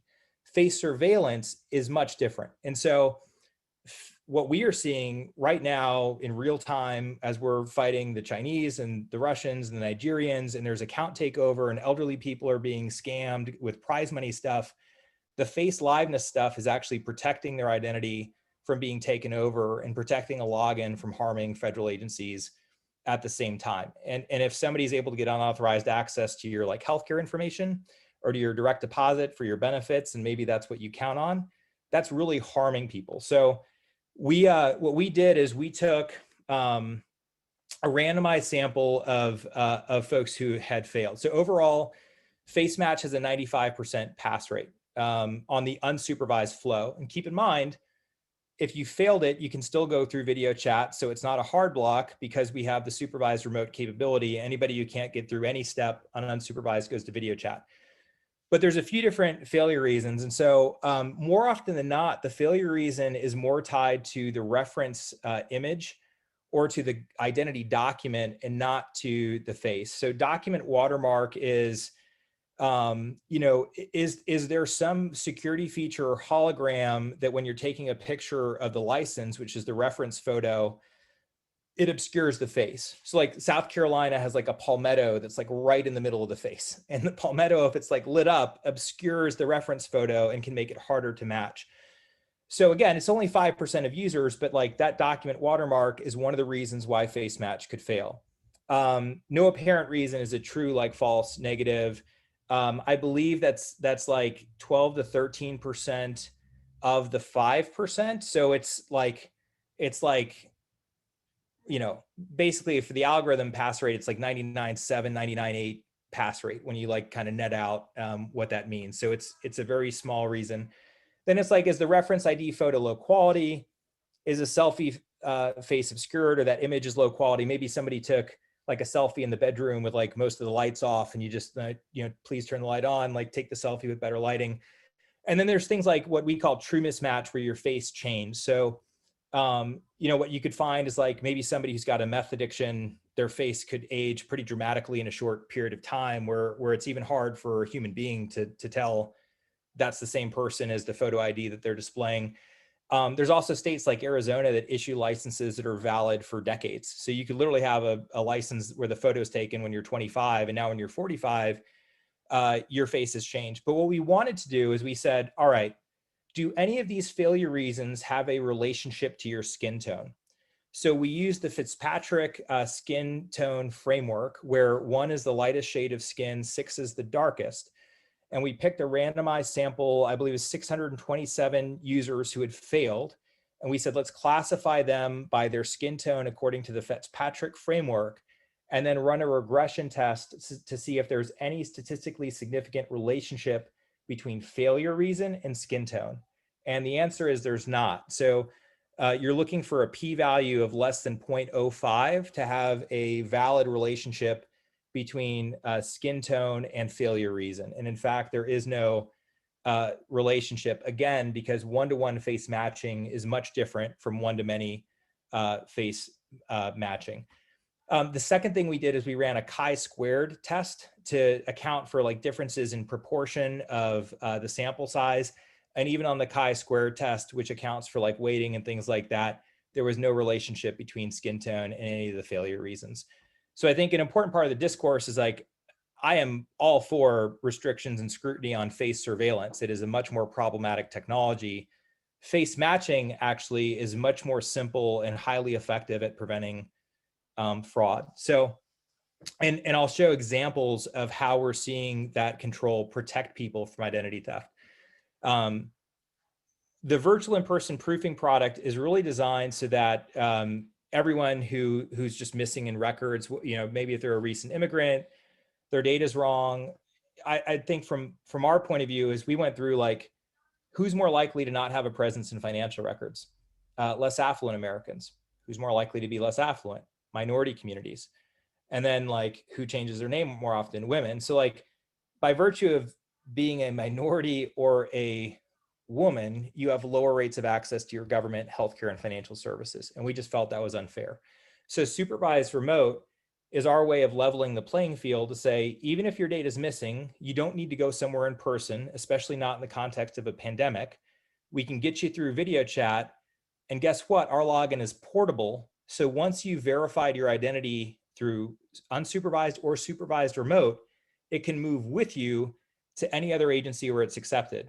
And if you think that like maybe somebody who needs their Social Security benefits is also applying for unemployment, also needs to go over to USDA and SNAP for food stamps, also needs to go over to Medicaid and CMS, rather than have that person re-verify who they are like 4 times, they only need to verify once. So we're not only expanding access at the front end, we're also expanding access because our credentials are portable. In this flow, you can use either 2 primary IDs, like a passport or driver's license, or 1 primary ID and 2 secondary. So you could use a driver's license or a state ID, as long as it's a photo government ID. There's other documents that we accept as well, like permanent resident cards. And there's a whole list on our website. And then 2 secondary documents, like a utility bill, a health insurance card, voter registration, and so on. We record the sessions for audit purposes, and all the agents are US based, either in McLean, Virginia, or Tampa Bay, Florida. And then the last thing is, you know, one of the things that we believe really strongly is that the identity and credentialing layer should never be tied to the application layer. This is like Ghostbusters, do not cross these streams for us.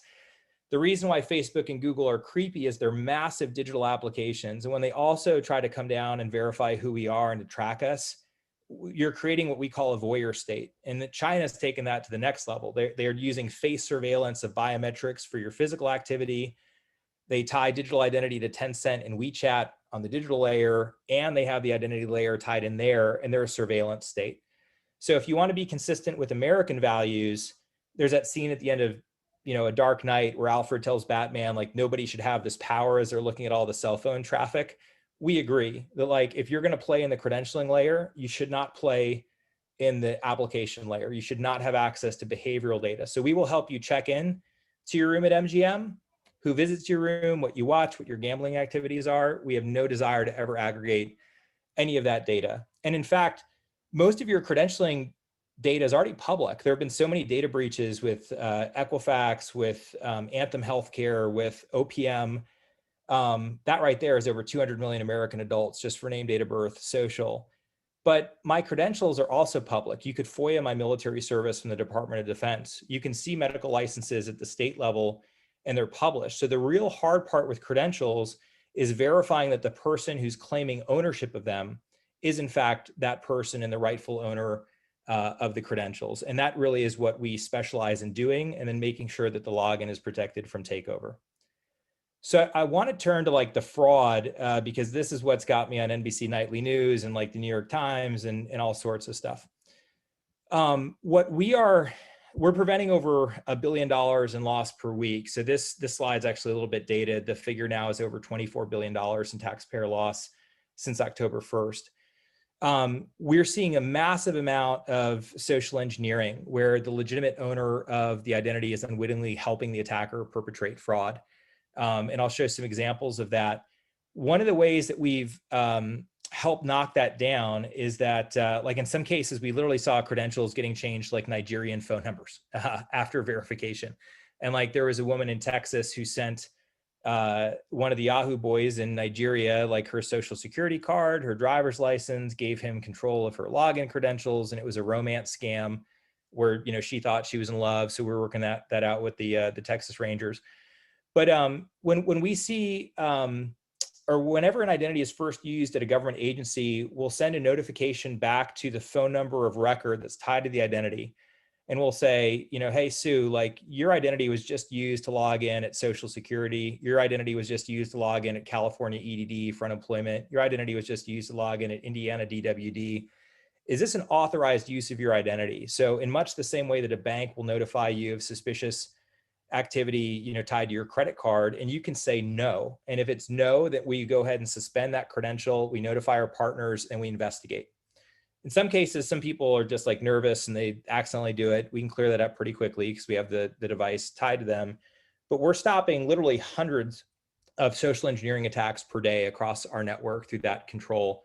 And it looks legitimate because the victim is like helping the attacker, but in fact, that additional layer of intelligence by having a feedback loop that you didn't actually win prize money, you're not actually getting a job as a graphic designer, your identity is being used to commit fraud against the government is really powerful in helping consumers help themselves and say, no, stop this. The telecoms are a mess right now. So like T-Mobile just reported a data breach. I think their 4th data breach in pretty quick succession. It looks like it could be an insider attack or somebody who compromised administrator credentials. And so these attackers often have pins that control access to phone numbers. And Vice just published an article where for $16, you could register as a business and then self-assert that you had like Kim's consent to receive her text messages, and then all of a sudden receive all of her text messages. Kim, you would look at your phone, see full bars, full service, not know that your text messages are being intercepted at that moment. So Senator Wyden also wrote a note to CTIA and said, this is unacceptable, and it is unacceptable. But the telecoms are really in trouble. T-Mobile, Metro, and Boost, we're seeing a massive spike in fraud right now because these latent vulnerabilities, they've been there for a while, but now that the prize is so big with PPP and with unemployment, and you've got SolarWinds and that Microsoft Exchange hack, these attackers are just running wild and exploiting like these long dormant vulnerabilities at scale. So we're literally like knocking down fraud on one side, and then we're being like, telecoms, like, please do a better job and like stop this crap so that, you know, we can knock it down. And we are, but we've had to literally activate every single control at our disposal. And then we're seeing like Russians and Uzbekistan-based attackers really good with fraudulent documents. We catch most of them, but there's still a few that will get through because they are super, super quality fakes. And that again is why you have to have a layered process, including like the biometric piece and the device verification as well. So this is kind of what we're seeing with unemployment fraud. Like 30% of gross claims fraud is identity theft fraud. And that's before you get into like eligibility fraud, like prisoners who are who they're claiming to be, but obviously not eligible.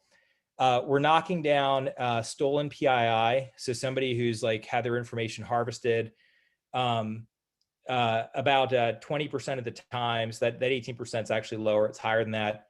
Social engineering represents a full 7.5 to 10% of fraudulent claims, and then face matching is an additional 2 to 2.5% of attacks as a percentage of 100 claims that come in. Why that matters for Social Security is that there are particular states that are getting hit really hard right now, like Ohio, Illinois, Kansas, Maryland, New York is getting lit up right now. We're about to lock New York down fully, but they're getting lit up. And the problem is once those attackers get through those states, and they've already like harvested the PII from the victim, they're not going to be content with just defrauding the workforce agency. They're then going to come to federal agencies and see if they can reuse the same identity to commit fraud and see how much profit they can take from that one stolen identity and maybe a valid government ID. So I think it helps to like see this. But basically they have these like boiler room style telemarketing operations where they target like a business owner scheme against a business owner, a job scheme against young people, prize money and romance schemes against elderly folks. And this is actually excerpts. There was a gentleman in December who said, I need IDMe to verify me ASAP or I'm going to lose this job with a German manufacturing company. And I was like, well, we don't verify identity for a German manufacturing company. So let me go ahead and get my investigations and fraud team in here. And he basically shared with us this Telegram transcript that he had with an attacker. And there's a few excerpts here where the guy tried to make it look like a job interview, but you can see that he was just harvesting his information. So he like apologizes for the format, that it's an interview via text. At some point he says, I need to log into your phone carrier, make the payment of the bills, have the phone shipped to you. So, I mean, it doesn't even make sense. So you can have it shipped to the vendor who works for Staples and blah, blah, blah. And he said, you're required to provide me with the username and password to your AT&T account. So they're even harvesting the login credentials to the wireless carrier. At some point, he'd also shared his credit score, his government ID, all of his PII. So this attacker has his valid front and back of his driver's license, all of his PII. He balked at the wireless login credentials, and that's where at the end the attacker said, "Well, just go sign up for IDMe and then give me their login credentials." And that's when he reached out to us and we said, no, like that's not legitimate.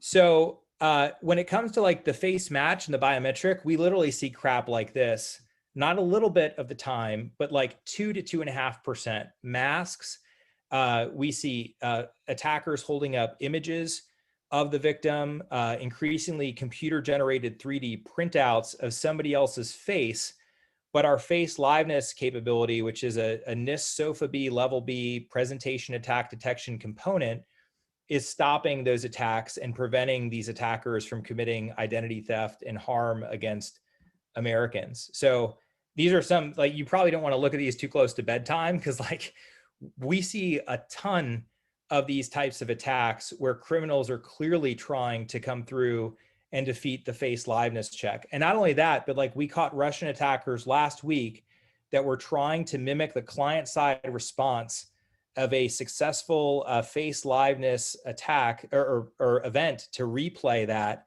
and to bypass the face liveness check. So this is not like domestic criminals. These are like nation state organized crime attackers. And that's one of those deals where it's like, hey, FBI, like these guys are legit. We need you to go ahead and go toe to toe with these Russian attackers because you have resources that we just don't against a group like this. I apologize for the colorful language, but this is a tactical intercept from the dark web. This is from February 24th. We went live with New York on February 25th. Now, the attackers didn't know that. They thought that we were going to protect all claims. Right now, we're just doing what New York deems high-risk claims, which unfortunately isn't enough. But I'm going to translate this. So he says, buy your pros before New York integrates with ID.me. So a pros is slang in the dark web for a profile, which is a bundle of demographic data. He then says it's $100 per fulls. A fulls is a specific type of profile, which means your name, your date of birth, your address, your social security number, and your email address.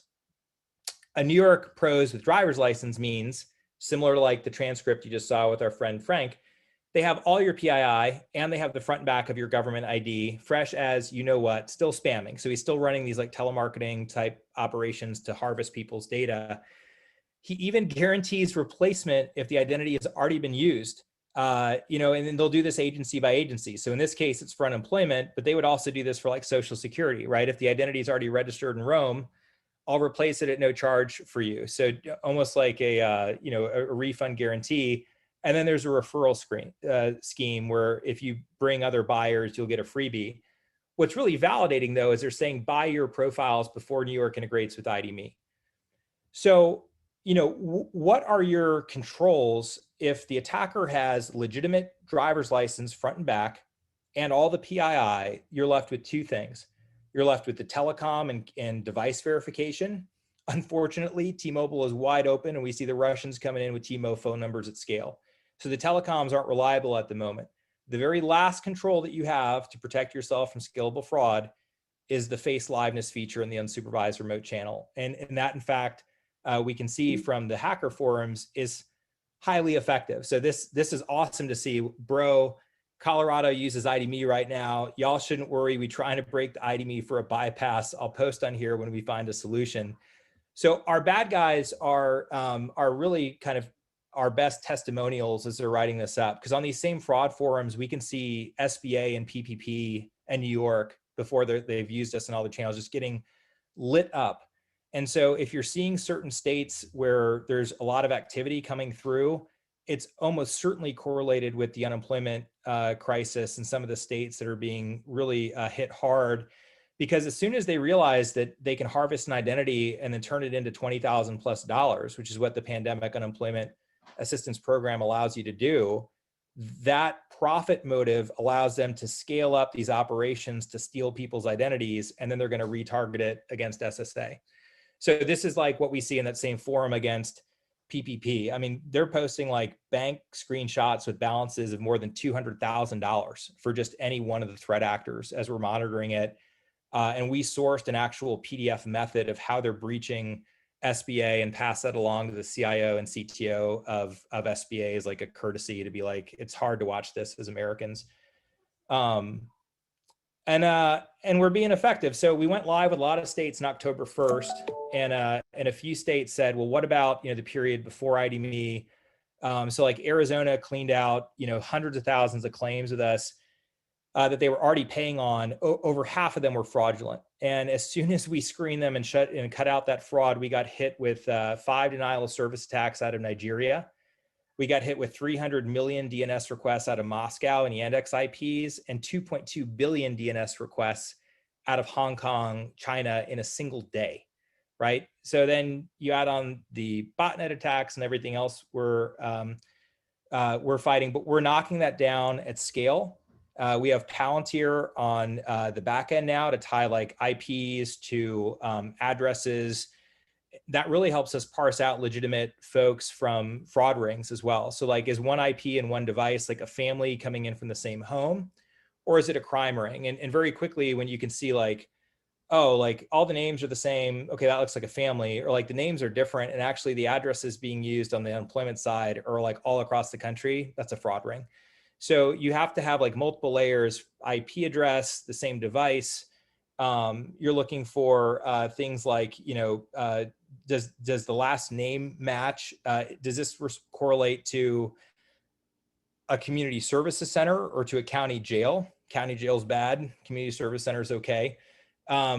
It's really complex. And if you're not kind of at the bleeding edge of it, unfortunately, you're going to be a target. What I really encourage our SSA security team partners to do is that if you see traffic coming in from hosting providers like AWS or Azure or DigitalOcean, that is almost certainly fraud based on what we're seeing. And if they're following a similar pattern, like they're logging in, maybe doing one step to verify identity and stopping, that's almost certainly fraud. We're seeing a lot of those attempted attacks across our network as we're shutting them down. So that's my presentation.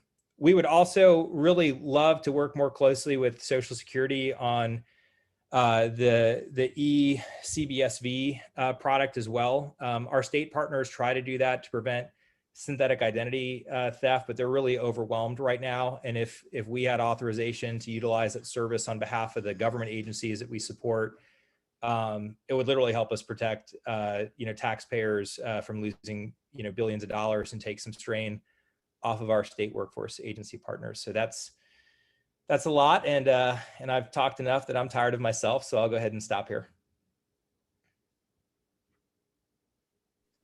Well, Blake, thank you so much. Take a breath for a second or two.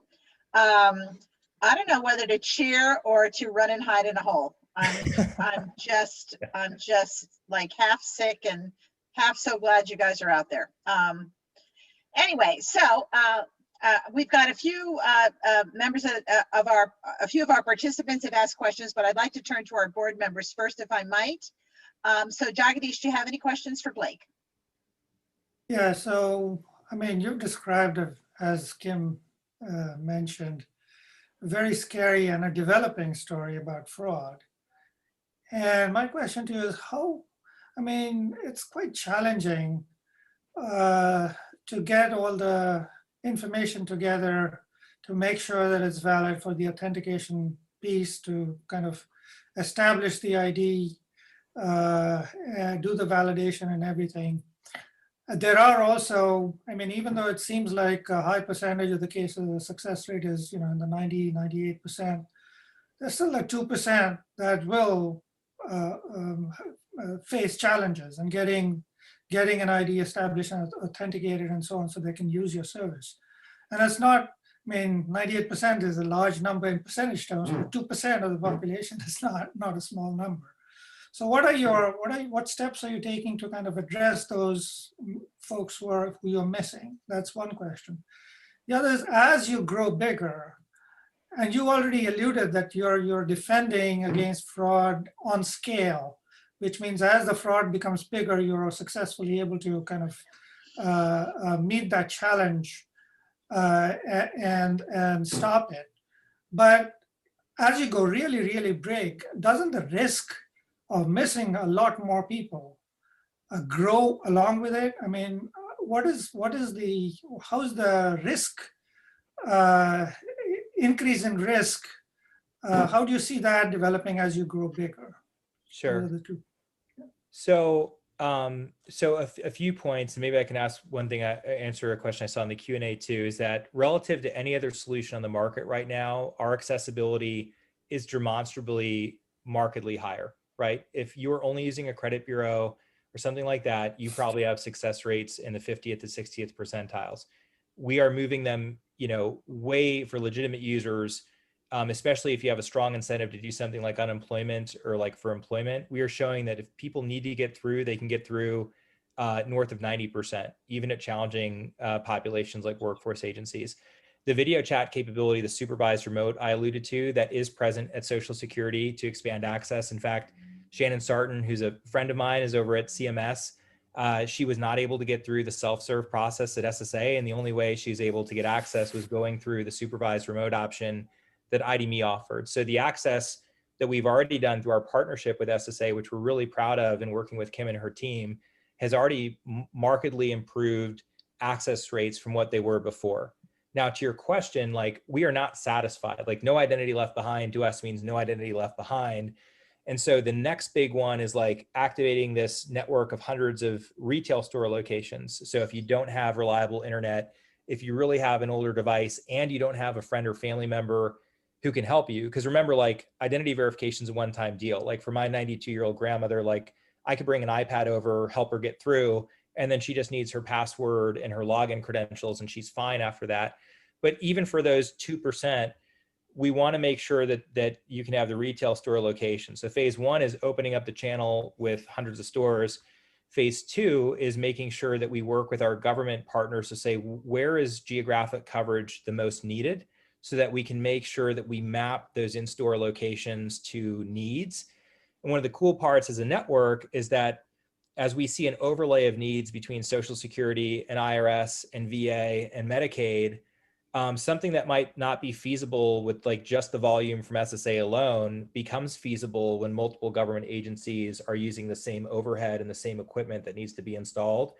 So that's cool. And as an economics major, like, I'm, efficient allocation of scarce resources, like, we can meaningfully improve access. And so our benchmark is, where's the market today? Where has IDMe moved it? And we've literally had double-digit increases in access for online access to government services, but we're not done. In terms of risk, that will never stop, but there's a lot of examples in payments, whether it's PayPal or the banks, where, like, your Visa card is theoretically capable of completing transactions at like tens of thousands of merchants. But of course, if you actually tried to prove that, your card would be suspended really quickly, because the velocity of that credential would trip a lot of algorithms where they'd say, all right, like, hold on, like, if you want to go nuts, like logging in, that's fine, but we just need to make sure that this is you. And so that same thing is true, right? If we start to see a credential that had authenticators change and then it starts to fly across the network, we can suspend it.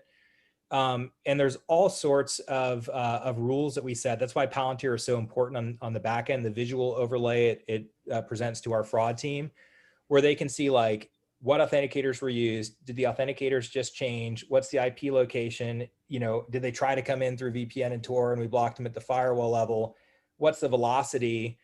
All these things are individual rules. And when an account trips one or more rules, there's an alert that'll say, like, this account just broke 5 rules. And so then you can say, whenever an account breaks like X number of rules, suspend it.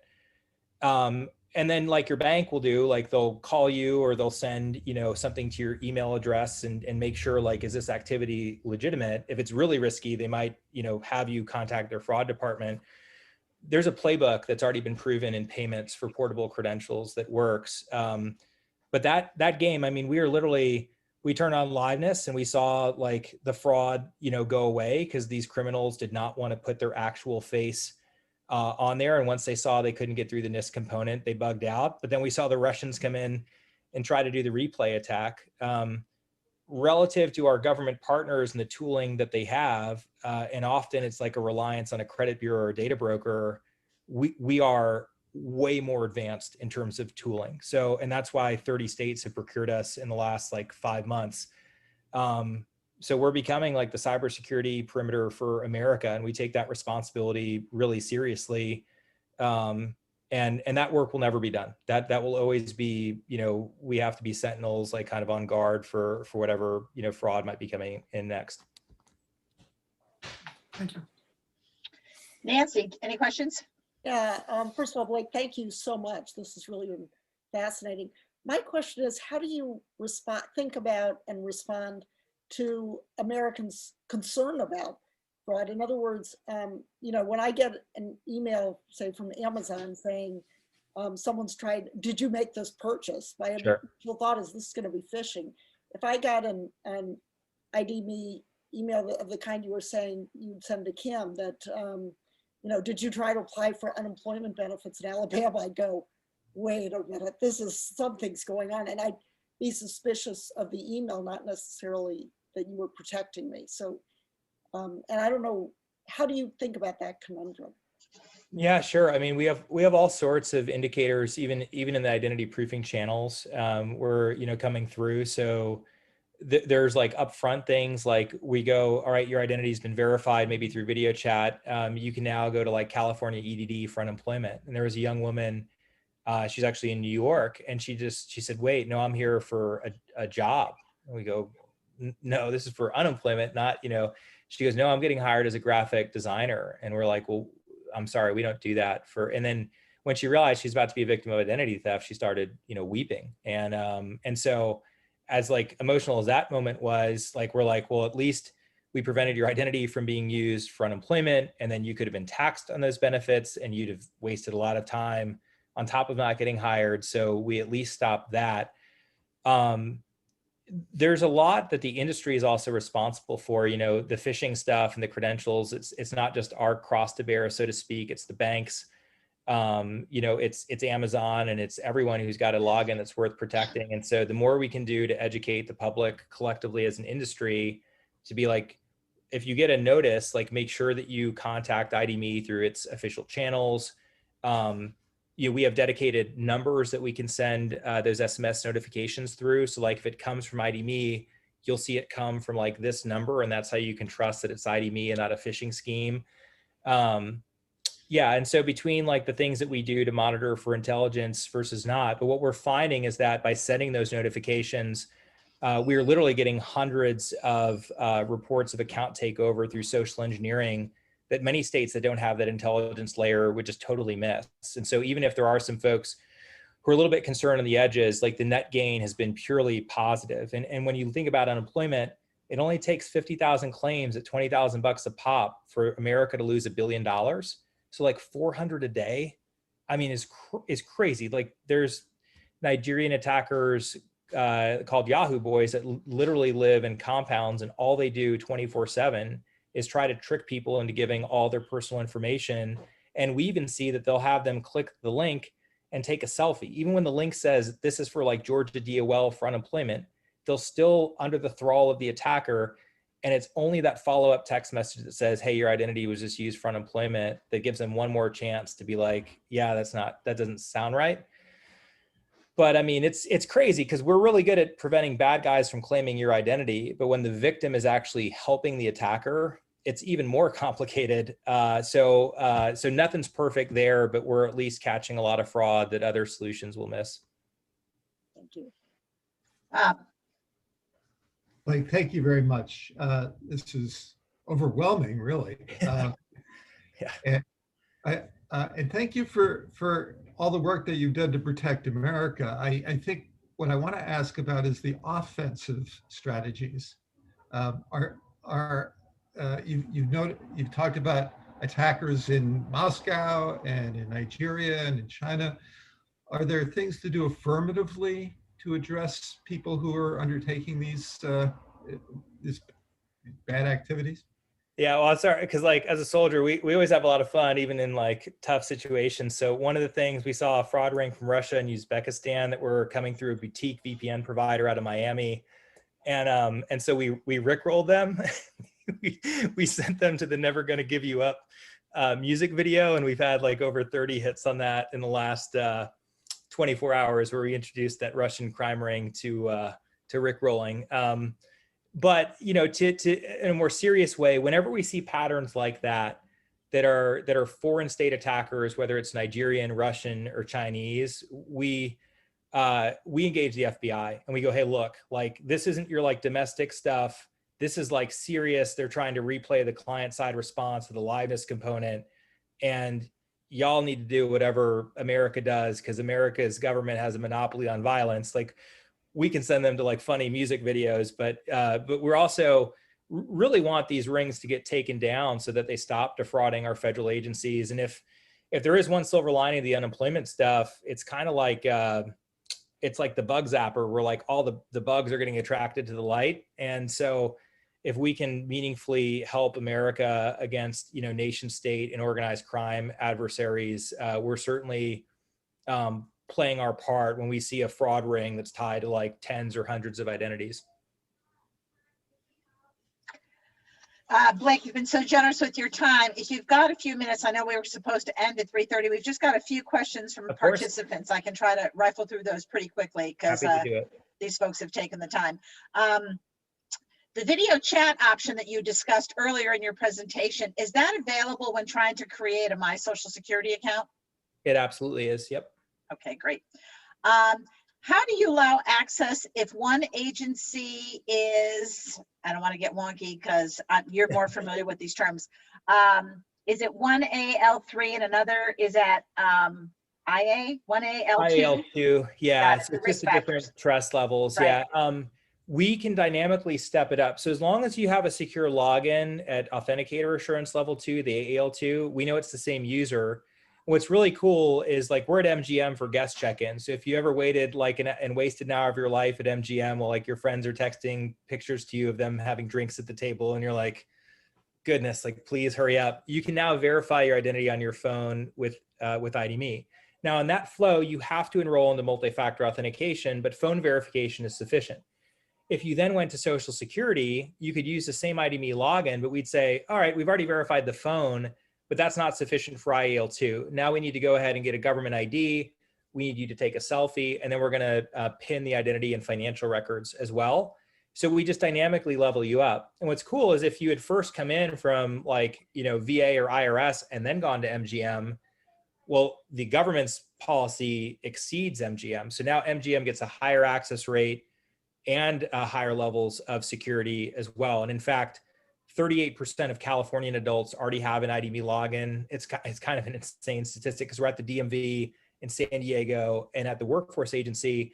And so for like Las Vegas, it was kind of a no-brainer for MGM to be like, well, yeah, if like 4 out of 10 Californians can just like click this consent to release their information, they get a room key right away and save an hour of their life. And we can have like 50% less staff because the line's not nearly as long. That's a win for everybody. And that's what we mean by like Visa for identity. Like the consumer controls their identity, they save time and get convenience. And we also save time and money for the business at the same time. Okay, great. Similar to a question we asked Phil, with your use of facial recognition, how do you mitigate the widely acknowledged disparities in facial recognition accuracy, rates by race and skin color? Yeah, you know, race is more difficult just to like infer, right? So what we can do is we can classify users by the Fitzpatrick skin tone. And so that's what we compare failure rates against. But again, if you look at like the faults of the face surveillance, like one-to-many matching, is that it's more likely to take a person of color and match them to another person of color's face that's not them. When you actually apply that to one-to-one face matching, it actually means that persons of color in many cases have slightly higher pass rates than lighter skin tones. So again, face matching and face match, good. Face surveillance, very bad, or at least like super problematic and worthy of a broader discussion. And if it's very important, right? Like if we weren't able to use the face liveness right now, there would be so many victims of identity theft and literally like tens to hundreds of billions of dollars that would just flow out of this country very quickly. Wow. Okay. It was noticed on your website, there's a section on strategic customer acquisition, which says you can take advantage of the member network to acquire new customers. Do users or individuals who are identified opt into that? Correct. Everything about our service is opt-in. There is no relationship between any identity verification flow anywhere in our network and anything tied to like marketing or consumer brands. Like your ID card is your ID card. What we offer is like an app store. So once you've been verified, like if you're a nurse that uses us for prescription, there's a lot of brands that also said, we want to wrap our arms around healthcare providers. Like BP said, we're going to have 50 cents off each gallon of gas to nurses and healthcare workers. And Verizon said, we're going to do a nursing discount plan on our phone plans. And so in much the same way that like, if you had a nursing credential in your physical wallet, you can like go into a Verizon store and be like, oh, that's cool. You offer 15% off. I'm a nurse. And that's what we do as well. So in that context with like Apple and Verizon, if you want to share that you're a military member or a student and they're going to treat you preferentially, that's always your choice. And the only information you're asked to provide is like your email, your name, and your group affiliation. So we have an app store that says, here's all the different like consumer brands that treat nurses differently. And if somebody wants to like participate or like link out to those brands, that is a completely separate service, but it's something that has saved military families and nurses and students and teachers a heck of a lot of money at the same time. But if I had to describe like one difference, Facebook and Google will often opt you into a bunch of stuff. And then like you have to go through 7 or 8 screens to like opt yourself out. In our model, you are explicitly always opted out of everything. And you can only opt in on a case-by-case basis after your data has been minimized and after you see exactly what information you're sharing with any given app or organization. Okay. Next one, doesn't ID.me let people log in via their Facebook, Google, other social media account? How do you protect privacy in that case? Does ID.me or the underlying government agency that contracts with ID.me ever have access to the person's Facebook or other account? No. So if you think about social login is just like a bypass for password creation. And like Google actually has like a email and password certified component for AAL1. So if you want to use that certified component, that's fine. If you try to come in through Facebook, we'd actually have you make a new password with us because like no matter how you create it, we're always going to normalize your authenticators to the AAL1 and AAL2 standards. But we do find that like if you have a Gmail account and you want to bypass creating a new password, even with ID.me, you can go ahead and do that. Now, what we do though is we have a privacy blind. So like while Google might see that somebody logged into ID.me, we're not an app, we're a network. And so if they ended up doing multi-factor authentication, identity verification, and go to SSA or VA or MGM or wherever, they actually don't see that part of it. So it's like, I know that they logged into ID.me, I have no idea which actual app that they were logging into because we blind them from that. So that really is just everything about our service is like, how do we increase accessibility for every step? So as long as we can meet the requisite security level per the NIST standards, we found that by letting people finish the password screen by using like an approved component like Google for password only, actually increased access rates. And so that is our North Star. If something increases access and delivers the right level of security, then that's what we do. Okay, last question. What can the government do to incentivize firms or organizations to improve their authentication? For example, have the FTC publish a list of the firms that the most ID theft incidents? You know, CTIA and the telecoms, like they have to do a better job. I mean, that to me is like, what we're fighting right now is like we monitor for like SIM swap and phone port data. But as an example, there's a service through T-Mobile where you can change your phone number for free the first time. That's $15 for a phone number change. And so what these attackers would do is like, you know, if you, Nancy, were to like change your phone number and give up your current phone number, it'd get frozen for about 45 days. And then after 45 days, somebody else could claim that phone number that used to belong to you, right? So what they'll do is they'll look in records and they'll say, all right, like, is there a number in records that has now been recycled and is available for somebody else to claim? And they'll use that T-Mobile service and they'll attach what used to be your phone number 45 days ago to their phone, which has valid tenure with a SIM and with a device. And now they can like get past the telecom checks, and they can also even like update their account with like Metro to match your PII. So now they take your phone number, they update their account and just defeat their like KBA.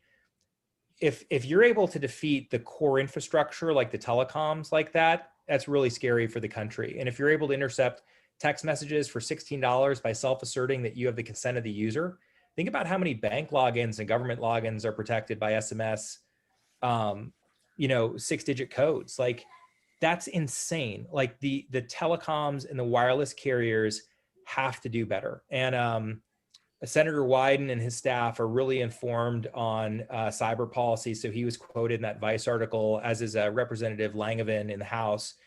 And whatever, you know, agencies can do to like support their efforts to like kind of, you know, carrot and stick, like, but they need to up their game right now, because we are, the biometric piece is literally like the last line of defense, but we were really hopeful that the telecoms fix these vulnerabilities so that we can have, you know, not just the goalie stopping shots, but maybe some defensemen out there too who intercept him a little bit earlier on. Blake, you were awesome.